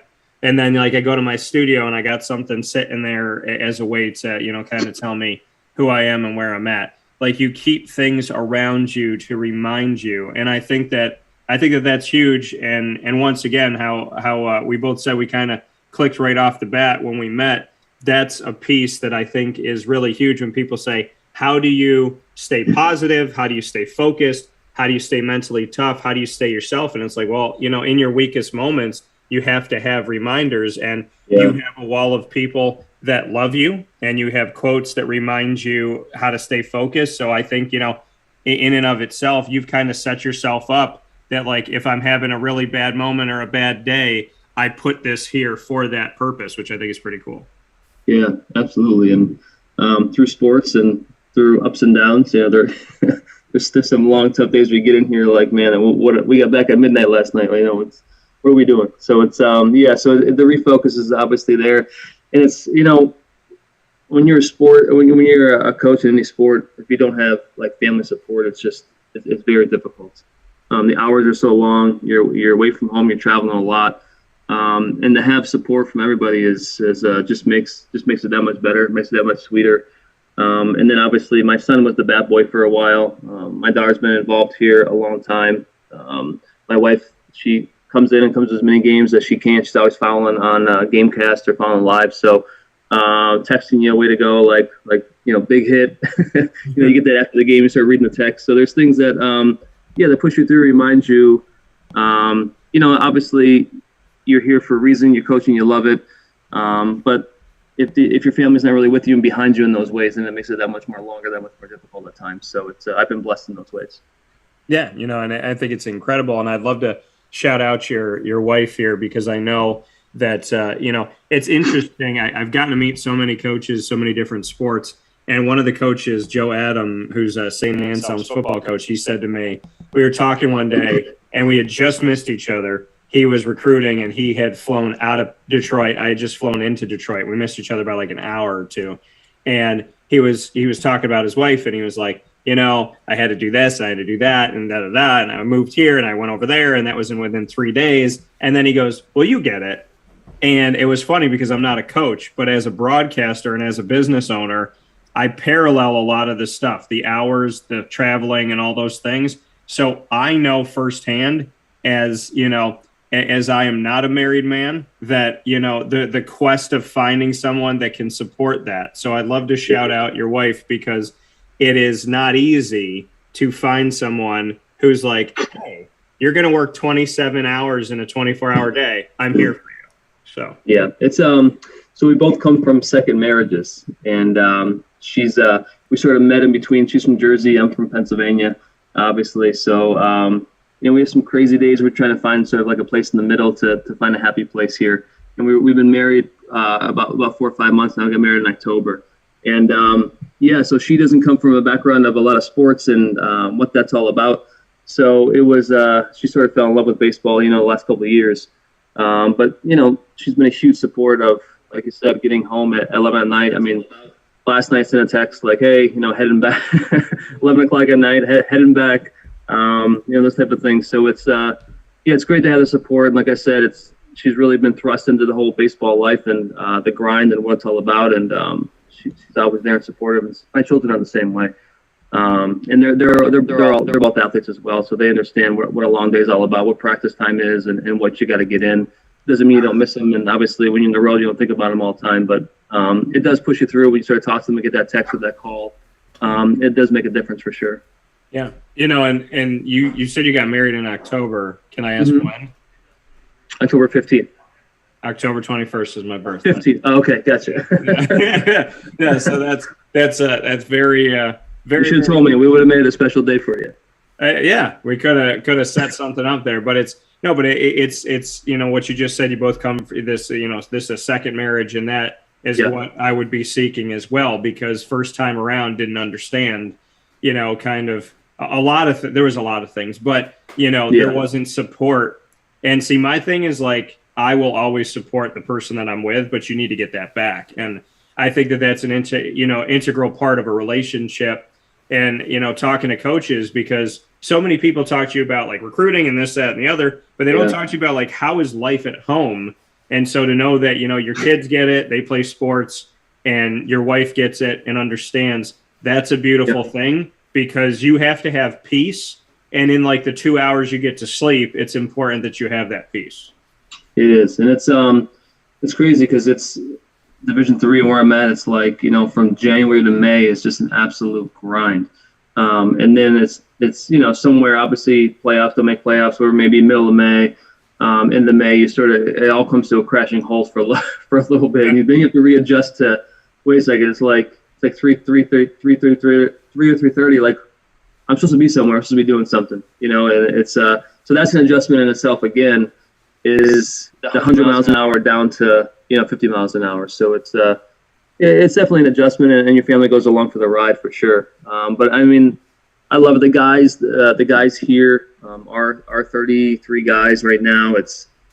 They're a great group of kids. I couldn't ask for a better group of guys to be around, to want to grind with, to want to stay late night with. They're just a good group of kids. And then you look back and you're like, oh, this is sort of like why I'm doing this. And they keep you young. They keep you laughing.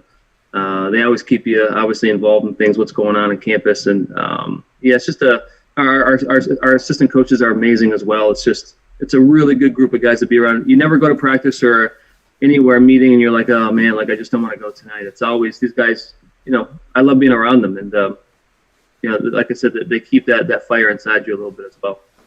And I could take that. When we were corresponding yesterday, I got that from you. They, even though like practice was going, different things were going later, you were just excited. You're like, you text me like, guys, got to get this work in. Like, you have to love it.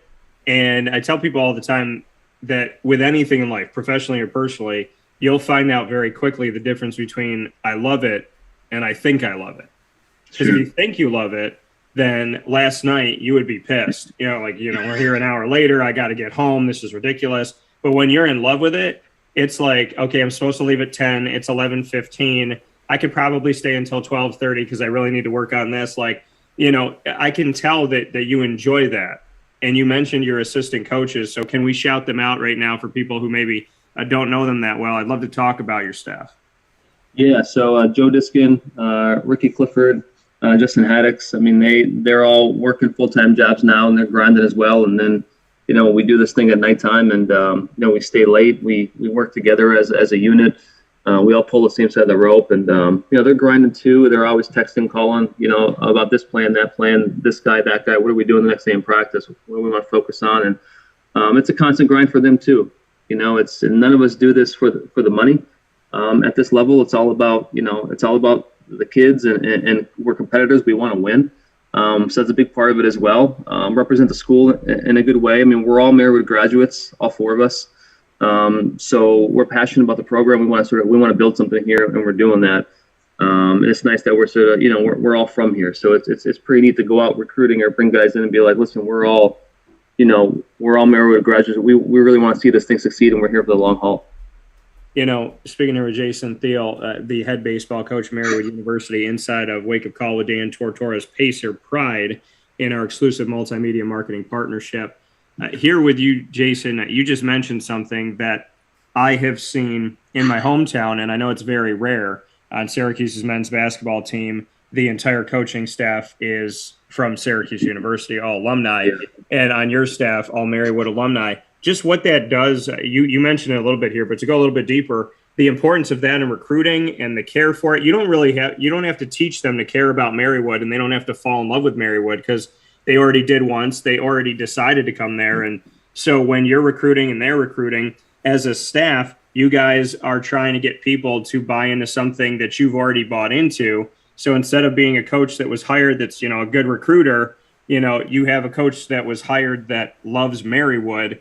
And, you know, that in and of itself, if they have to learn the ins and outs of recruiting, they already have the biggest component, which is the fact that they love the product, they use the product, they appreciate the product, and they have gotten something out of it, and they stayed with it. So I would imagine having an entire Marywood alumni staff makes it easy to sell Marywood because you all already bought it. Yeah, absolutely. And what helps too is, you know, sometimes in life, you know, decisions don't always go your way. Maybe the school, you think, why aren't they allowing us to do this, or why can't we do that? And you know, we all know the school. We're all passionate about it. We all love the school. So for us, it's, you know, we can sort of bridge those gaps a lot of times. We're here. We're a part of it. We lived it.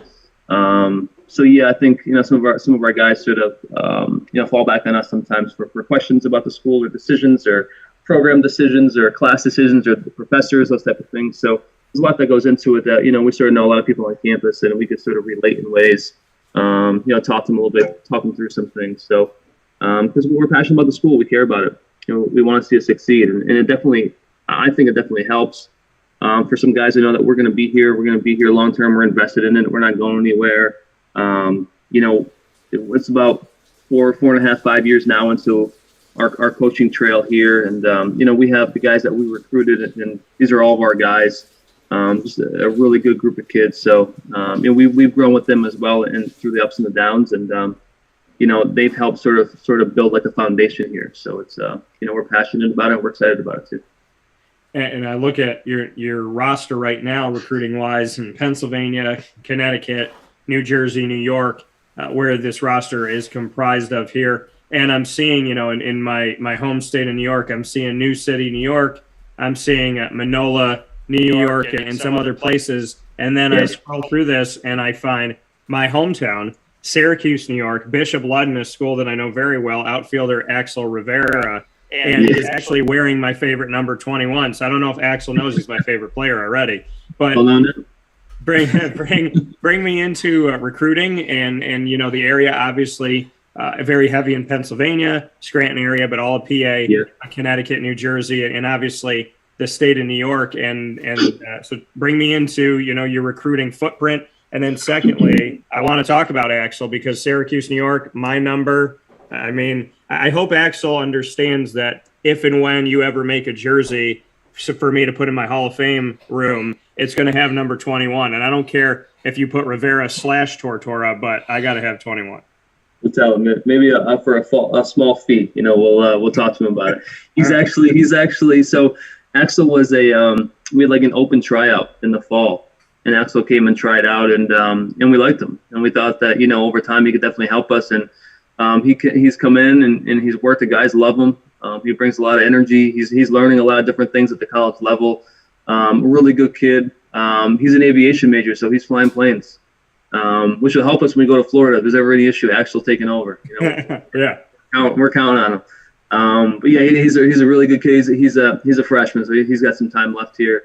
But like I said, he's always involved with us, what we're doing, and whether it's off the field, on the field, he's constantly there as much as he can be. So he's a good kid. When it comes to recruiting, when we first took over this program, we relied on a lot of transfer students here. Sometimes we have good years and bad years, and it was a lot of kids transferring in, transferring out. So the years were sort of up and down early on before I got here, and then as I took over. And we really said we really need to invest, in four-year guys. And for me, I wanted to really invest locally. We call them the 570 kids. We've always called them that. I was one of them. I mean, our whole coaching staff are 570 kids. So we were saying that why is a lot of this local talent going elsewhere, and let's start to really recruit, some homegrown kids. So our roster is probably, 570 kids, probably the most there is. We took a picture the other day. There's a lot of them on there. So, and they're proud of that too. This is their backyard, and they want to represent, their area well. But yeah, New Jersey and New York are big spots for us. Delaware a little bit, obviously up to Connecticut. We actually, next year we have, we have a kid come from California that just committed, which is really cool. He actually flew in with his dad. I came up near Connecticut, Massachusetts. So a lot of kids will find you as well, because sometimes it's program driven too. So I think more and more, it's a lot easier to recruit sort of on the outskirts and go farther and farther, just because of the whole online and videos and talking and calling, and they can do research and those type of things. So that's also been helpful through COVID. I mean, that's what we had to do. It was mainly all online. So a lot of people became used to that, and a lot of recruits became used to sending stuff out and contacting that way. So yeah, as much as we'll do any avenue, and we'll flip any stone, obviously, for talent. It's got to be a good fit for us, obviously, as a person, as an individual. That's why we bring them in. But yeah, so the tri-state area obviously is a big area for us. But I mean, talent is talent, and we'll talk to guys, and we'll see guys where we can go. Yeah, and I'm looking at, obviously Hawley, Stroudsburg, Dunmore, Bethlehem, Scranton, of course, and Lansdale, Drums, as well as Moosic and Clark Summit, and then some that are in Honesdale and Northampton, and then some that are farther away like Gettysburg. You really do have a strong hold of Pennsylvania. Why do you think that Marywood wasn't having, homegrown stay home, and what did you do to change that? Well, I think a lot of it was perception. Private school, money, cost, those type of things. I mean, we brought some local kids in here that were debating on going away or staying home, and they really never saw the ins and outs of campus. And a lot of kids were like, wow, this place is beautiful. Like there's so much here that I never even knew about. And the big thing for us is, when we bring guys in, we have them take classes in their major. Our guys will take them to lunch. We'll have 10 or 12 guys go to lunch with them. Go meet with your advisors. Really get to know the campus and know the school, not just on a baseball level, but on a people level, on an academic level. And I think facilities here are really good. I think people maybe play a summer league game here, or they come to a basketball game, but some local people never really invest time to really go through the campus, for 2 or 3 hours and really see what it has to offer. So, I think people in their mind are like, oh yeah, it's Marywood, and I've been there before, but have you really invested time there and really seen it? So for a lot of these kids, we'd like to bring them in and really, show them what it's all about, and they can stay home and play for a homegrown team, and your family can come see them all the time and really represent the area. So a lot of guys have done that and done it well. So you've given some points there, but overall, I kind of want to ask this open-ended question, only 2 words: why Marywood? I think it's the people, to be honest with you. I mean, the people here are amazing. It's a close-knit, tight community. I think no matter what program you're in, they're there for you. They'll do anything for you. And the people on campus are just super nice, super helpful. We get it all the time when people come visit. They're like, "Is everyone here really that nice and really that helpful?" And it is. I mean, they're passionate about what they do. I love that it's so strong academically. I think it just it separates from a lot of schools in the way that they do things here, the way they're really, really focused, and what it really takes to be a student athlete here. It's definitely a grind for these kids on and off the field, and that they know when they leave here that they've given everything they could possibly give on both ends. I think it's it's a grind, and it prepares them obviously for the real world. And it's nice because a lot of our guys that just graduated, a lot of our really recent alum are just super involved, super reaching out all the time, always watching what's going on, texting us, calling us. And it's neat because obviously we've only been through 4 or 5 years of coaching, so we have 1 or 2 classes that have graduated, and you can tell we've built some strong bonds, and they've enjoyed their time here. And it's whatever it is, it's kind of strange because a lot of guys just always want to come back to the area. They're always hanging out in Scranton. They're coming back, visiting their boys back here, and even though they may live far away, they're always coming back, which is pretty cool. Jason Thiel here with us, Marywood Pacers baseball head coach. Before I let you go here inside of Pacer Pride on Wake Up Call with Dan Tortora in the Cafe Kubal studios, why do you love baseball so much? Like you personally, why did you fall in love with the sport? That's a great question. So I was too skinny to play football, maybe. I don't know. I just I think when I was younger, I was good at it. I played Little League like every kid did. That's just what you did. But I was good. When I was younger, obviously, like you make the all-star teams and you travel and you get your name on the back of your jersey, which is pretty big. And I just started to fall in love with the game itself. And then there was times where I battled it, where I was like, maybe it's just not for me. It's a grind. Do I really like it that much? I want to try other sports. But I always came back to it. Even my dad was really big on not missing practices. Don't swim, before a game. Those type of things. Back in the day, you can't do that. You can't be late. Those type of things. Can't miss a practice. Can't miss anything. And I lost a love for it for a little bit when I was about 13, 14. But then I came back, and it never left me. I couldn't give it up. And even through high school, I wasn't really, really good. And I was a pretty decent player. And then through high school, I got better. And then I had one big game in high school, and Coach Barletti for Lackawanna College was like, "Where are you going?" And I'm like, "I'm not going anywhere." It was like May, and I'm like a senior year. Like I really don't have, I wasn't going to college. I didn't know much about college. I was like, I'll just, go work, whatever it may be. And he's like, "Why don't you come over to Lackawanna and play?" And by the time I left there, I had Division 1, 2, and 3 offers. And that's where I found out, like, how good baseball players really, really are, and where I need to be if I really want to be good. I narrowed down between a Division 1, 2, and 3 school, and Marywood was one of those schools. And I loved Coach Ross and what he was about, what he represented. I loved being local. I loved that my family could come see me, and it was a good choice for me. And baseball has always been good to me. There's never been a time where it's really turned me off. I've always come back to it, and I love the thinking part of it. I love the strategy. I'm just a competitor, so that burns inside of you, and you start to, you want to win. And I don't know. I guess I just got into it early, and it's never left me. I think the thing that's really cool is you chose Marywood over Division 1 and 2 schools. Yeah, there's a lot about Marywood. Yeah, it was. I guess, and that's what I tell everybody, even my daughter. She's looking for colleges. It's just you got to find the right fit. Yeah. And I can't tell you what that is. Your mom and dad or your coaches, they can't tell you what that is. You have to find the right fit, and that comes with taking time and investment and going to see places. And even guys we're recruiting, some of them are like, well, Marywood's my only place, or this place is my only place. It's like, well, you need to really go out and look and get a feel for a campus and see what it's all about, and make sure it's the right fit for you. Not anybody else, but it's got to be a good fit for you. And obviously, I heard it all. I had offers other places, and like, well, why you stay in Division 3? Why you staying home? Why shouldn't you be doing this? You should be doing this. And I don't think they could really tell you what's best for you, and then sort of what you want to get out of that in life and those type of things. So when it comes down to it, I always tell guys, you got to make the right decision for yourself, and sort of where you see yourself and those type of things. So it's whether that helps us or hurts us, I want to see the student athlete, be happy. Coming from Jason Thiel. Jason, final point here. baseball, but, expanded beyond Marywood University. How are you handling the MLB lockout, the first time that we're going to see games lost since 1994-95 where baseball almost died?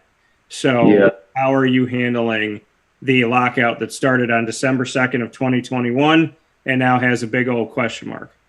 Yeah, we talk about it all the time with the guys too, because we're all baseball fans. I'm a Phillies fan, and we have a lot of obviously Yankees fans and Mets fans because of the local connections, and we go back and forth all the time. I still text some of my players; they're Jersey guys, but the Mets, and we go back and forth. And yeah, it's disappointing. It's it's heartbreaking in a way. I mean, you're excited for it, you gear up for it, and you're ready for it. Especially for us, we're going to Florida, and where we stay in Florida, we stay with the New York Mets basically. So we stay in Port St. Lucie, and we stay at the PJ Villas, and the Mets stay in the gated part. So it's pretty cool. Sometimes you can walk to the store and see like a spring training New York Met guy. He's like 6'5", 220. It's pretty cool, and we're a mile away from the stadium. So normally on our off day on Wednesdays, the guys will go catch a spring training game, and it's a pretty cool atmosphere. It's gonna hurt not to have that, as we fly down there. But it's disappointing. It's a cool part of the season of spring training, and the season gets going when we get going. So it's all that back and forth. The biggest thing I love free agency. I love where guys are signing, what guys are doing. So I think once they sort of figure this thing out, it's going to be sort of like a shotgun free agent signing period, which would be kind of fun for a couple of days. And then hopefully, still fingers crossed that they've lost 6 games so far. Maybe they can get something done the next weekend and sort of make those games up and not lose part of the season. Hopefully that doesn't happen. Yeah, and that's the hope. I've been going through it. And I've been looking at it. I'm like, there's millionaires and billionaires fighting over this stuff, and then I'm looking at, the fan always suffers, right? And you can text your players that are Mets fans that they take the cake for the most expensive beer within the last couple of years. Their beer was $11 at their home at Citi Field. It was $11, and then they had the second highest hot dog, which I think was $5.75 or almost $6 or something. It was $6.75 because the Nationals was $7. So, well, when you pay Max Scherzer $40 million a year, that beer is going to be now $13 easy. Yeah, and I think it was Colorado Rockies. I said, I don't know if it's because of the air up there, you get drunker faster, but their beer was $3. But I will say this as a Diamondback fan, for a family of 4, the cheapest game to go to for a family of 4 was a Diamondbacks game for $144 and change. The most expensive game to go to, I think, was the Chicago Cubs. For a family of 4, it's almost $400. It's just, you can't do it most of the time. I mean, you think about it. If we go to Philadelphia, you're driving 2 hours. You're paying tolls. You're paying gas. Now $4 a gallon, and now they want to. And now because of this, you'll end up paying more at the gate, more for everything else. You're right. It just comes back on the fan, and it's frustrating. It makes it almost impossible to bring your family to a baseball game, which is kind of sad. Yeah, and it's supposed to be the nation's pastime. Hot dogs are supposed to be $1 because we don't know what the heck's in them. And, things are supposed to be – you're supposed to be able to – I remember my dad and I could go to a game, and it cost almost nothing to go see a Triple-A baseball in Syracuse. And it was like maybe we spent like $10 to $20 if he bought me a program and I got a hot dog and something to drink. And then I remember I brought him to Yankee Stadium and the Philly cheesesteak from a stand, not even like an actual chef, but just from a stand was almost, I think it was like $17.99 or something like that. And then I got Nathan's chicken tenders. There was a giant pile of fries, 3 tiny tenders, and it was like $14. My dad's coffee was $20. Like it was insane. And this was years ago. So, I hope that when millionaires and billionaires are fighting, they're thinking of 2 things, which is not themselves. Number 1, the fans, and number 2, the minor leaguers who actually have to play for the love of the game because they don't get paid that much. Yeah, you would definitely hope so. It's so the people that work there, the concession people obviously, that in the stadium, at the turn gate, everything. It's just, it's sad to see that. You're right. Millionaires and billionaires fighting over millions and billions of dollars. And, we always get hurt in the end, but we always come back. like fools, we come back and we're at the next game. If we could be there, we will be there. What's frustrating too is that they black out a lot of games locally too. Yeah. Which is, it's hard to get a connection to a team sometimes, and follow them if they expect you to drive 2 hours and they black out all the time, so you have to go see the games. People can't do that. So there's things that the MLB does, which there's a reason why they're losing fans. It should be all about us, and it really, I don't think it is right now, to be honest with you. So it's definitely frustrating to see. Hopefully they could square it away, but either way, we're going to pay a lot at the ballpark. So work some overtime. Well, and you know what the thing is too, is that capitalizing on this opportunity, right? Turning a negative into a positive. People want to see baseball. Marywood baseball is playing. So while Major League Baseball tries to figure it out, you can always go see Marywood on the road and at home. So, Jason, as always, I appreciate it. Final message here to the fans and to the community why they should come out and see you. Yeah, we'll be in Florida starting on Sunday. Monday will be the first games. Follow us, support us, reach out to us. We're on Instagram, we're on Twitter. Follow our guys; they're pretty funny. Some of the things that they put on there, so they're a good follow. It's just a good group of local kids, very good 3.0 students in the classroom. So they work hard on and off the field. We volunteer, we give back locally in the community. We do a lot. So these guys are invested. Come show support. A lot of them are local kids. Support us, come out, cheer them on. They need it at times. Sometimes it's cold and long days, and it's nice to see some local familiar faces. So we welcome it. So our first home game is, I think, the 20th of March on a Sunday. So it's a doubleheader. Come out and see us and support us. We'd love to see you there. Jason Thiel, head baseball coach, Marywood University. This edition of Pacer Pride inside of Wake Up Call with Dan Tortora. Jason, thank you so much for it, and I look forward to seeing you at the ballpark. Yeah. Thanks for having me. I appreciate it, and be safe in your travels. Thank you. Appreciate it. You too.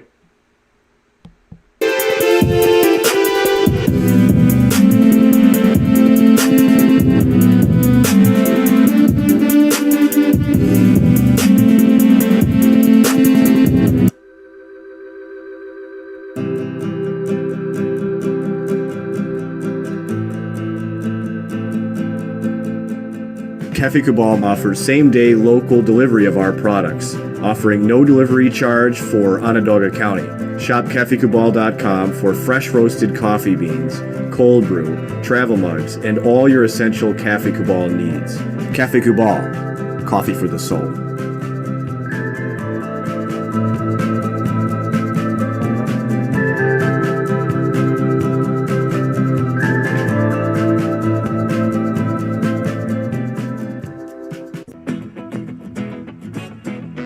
This is Amy from Mother's Cupboard, home of the whole frittata. We are open daily 6 a.m. to 1:30 p.m. For takeout orders, call 315-432-0942 and tune in to Wake Up Call with Dan Tortora for our monthly food challenge and try our Wake Up Call signature menu item available 7 days a week. Here at Mother's Cupboard, we are Central New York, and it's our honor to serve you. Ma and Pa's Kettle Corn and Popcorn Factory remind us that every day is worth celebrating. Find them at 201 Old 7th North Street in Liverpool, New York. Open Monday through Saturday in-store and all the time online at maandpaspopcorn.com. Serving our Central New York community and beyond, you can order all throughout the country at maandpaspopcorn.com. And remember to get your tins, which have in-store half-price refills forever. Ma and Pa's Kettle Corn and Popcorn Factory, available to you for fundraising and all of your events by calling 315-450-6272. That's 315-450-6272. Ma and Pa's Kettle Corn and Popcorn Factory. How corny are you?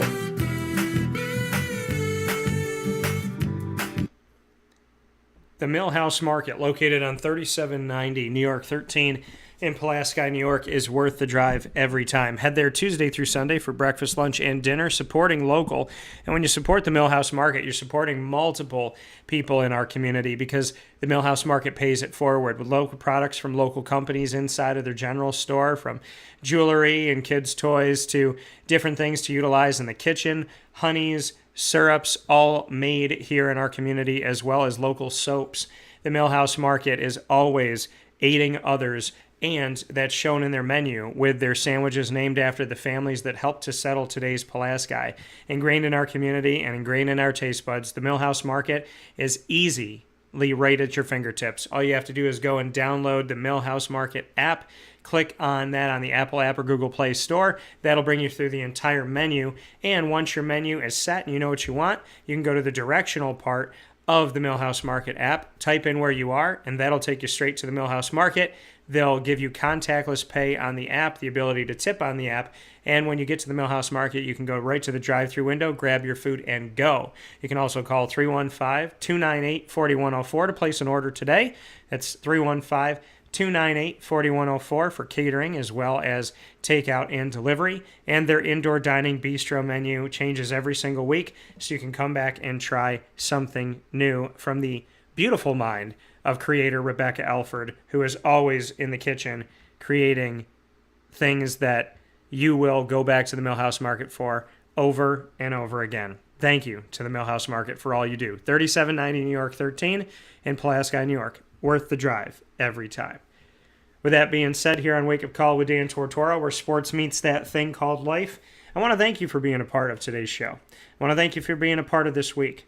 This hasn't been the easiest week for me. I've been under the weather, haven't felt that great, and you have navigated through it with me. Sometimes my voice sounded like mine. Sometimes it sounded like I was under the weather.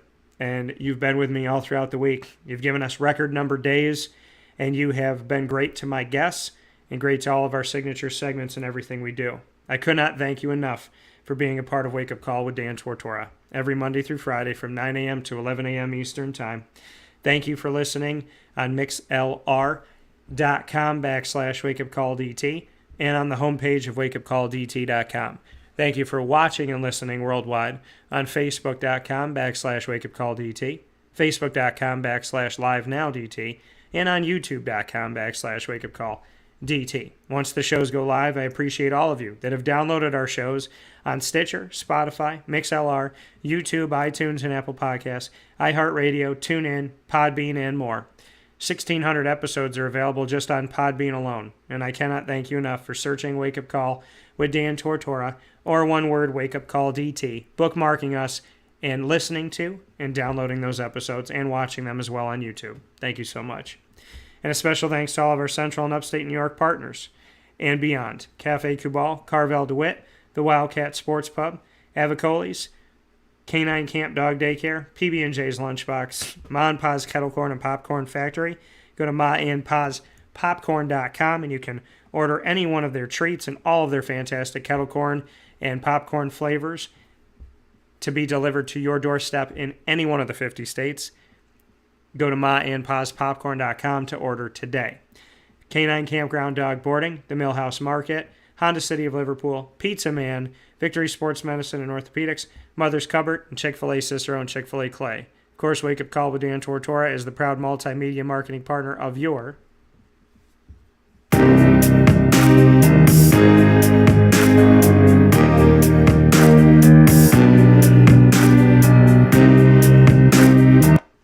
Lemoyne Dolphins. It is Fins Up every Wednesday at 9 a.m. Eastern Time here on Wake Up Call with Dan Tortora. You can go and listen every Wednesday at 9 a.m. Eastern Time to Dolphin Time. First and third Wednesday of each month is AD and DT, where Athletics Director Bob Beretta of Lemoyne and myself, Dan Tortora, give you special topics every single time. And every second and fourth Wednesday, we get to tell the incredible stories of student athletes as well as President Dr. Linda Lemura, coaches, future Dolphins, as well as alumni on our very, very special Dolphin Dive episodes. Don't miss a moment of the Dolphin Dive and AD and DT airing every single month on Wednesdays at 9 a.m. And, of course, all of our specialty pieces with Lemoyne that air throughout the month and everything we do on our social media. You can connect with Lemoyne through Wake Up Call on youtube.com/wakeupcalldt, the Lemoyne tab on wakeupcalldt.com, and our social media, Facebook at Wake Up Call DT, Twitter at Call DT, and Instagram at WakeUpCall_DT. And of course, yesterday was Lemoyne Giving Day, and you got to see all of those fantastic videos. There'll be more coming up from the Lemoyne Dolphins on our social media, so make sure you stay close today and always. Find out more information by going to LeMoyneDolphins.com.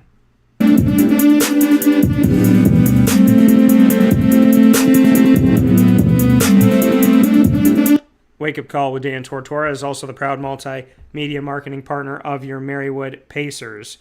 And I have the great opportunity every single Friday to bring you Pacer Pride, like today with Marywood Pacers baseball head coach and student athlete alum Jason Thiel. Pacer Pride comes to you in the second hour of every Friday broadcast between 10 a.m. and 11 a.m. Eastern Time. Always appreciate all of our student athletes, coaches, as well as Executive Director of Athletics Pat Murphy at Marywood University for all the incredible stories we get to tell and a spotlight that Marywood has never had and a spotlight that they will continue to have with Wake Up Call with Dan Tortora in our exclusive multimedia marketing partnership. Watch our episodes and all of our specials of Marywood by going to youtube.com/wakeupcalldt, clicking subscribe, and going to the Marywood tab on wakeupcalldt.com. For more information, go to marywoodpacers.com.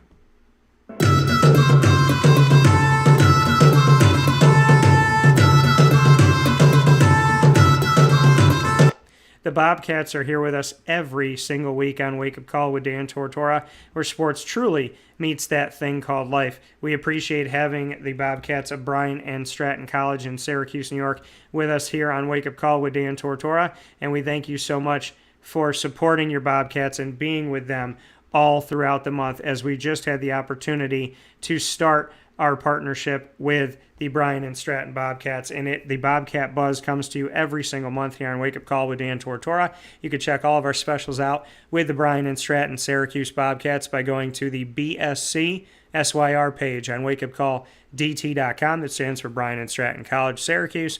Of course, you can also go and visit all of our specials with Bryan and Stratton on youtube.com/wakeupcalldt. Don't forget to hit subscribe. A ton of great stuff we've had with the Bobcats, including our recent specials with the women's and men's basketball teams, who are set to fight for a national championship, each going to Richmond, Virginia, and you can see them on the road to Richmond by checking out our content today. Find out more information by going to syracuse.bscbobcats.com. With that being said, here on Wake Up Call with Dan Tortora, I want to thank you for being a part of the show as always. I hope you have a fantastic day. A big shout out to Carvel DeWitt for the Annoying Moment of the Week. Juanita Ward for being a part of Lead With Me as always. Learn, Evolve, Ad-Lib, and Deliver is the acronym. Brought to you by Chick-fil-A Cicero and Chick-fil-A Clay. Continued prayers for Jimmer Sikowski and his entire family. And God, may you somehow, someway heal that family today and always.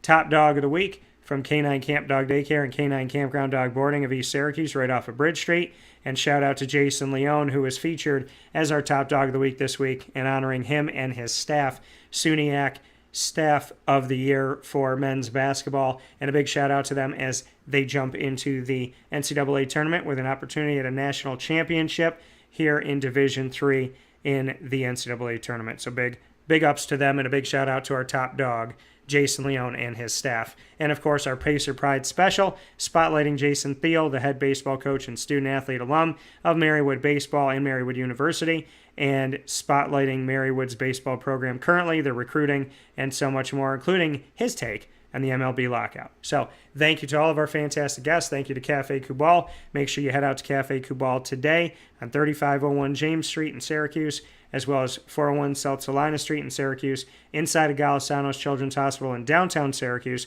corner of Route 11 and Taft Road in North Syracuse at Sweetheart Corners at their drive-through location, and on 343 Fayette Street in the giant behemoth of a brown stripe building that welcomes you into Manlius, New York.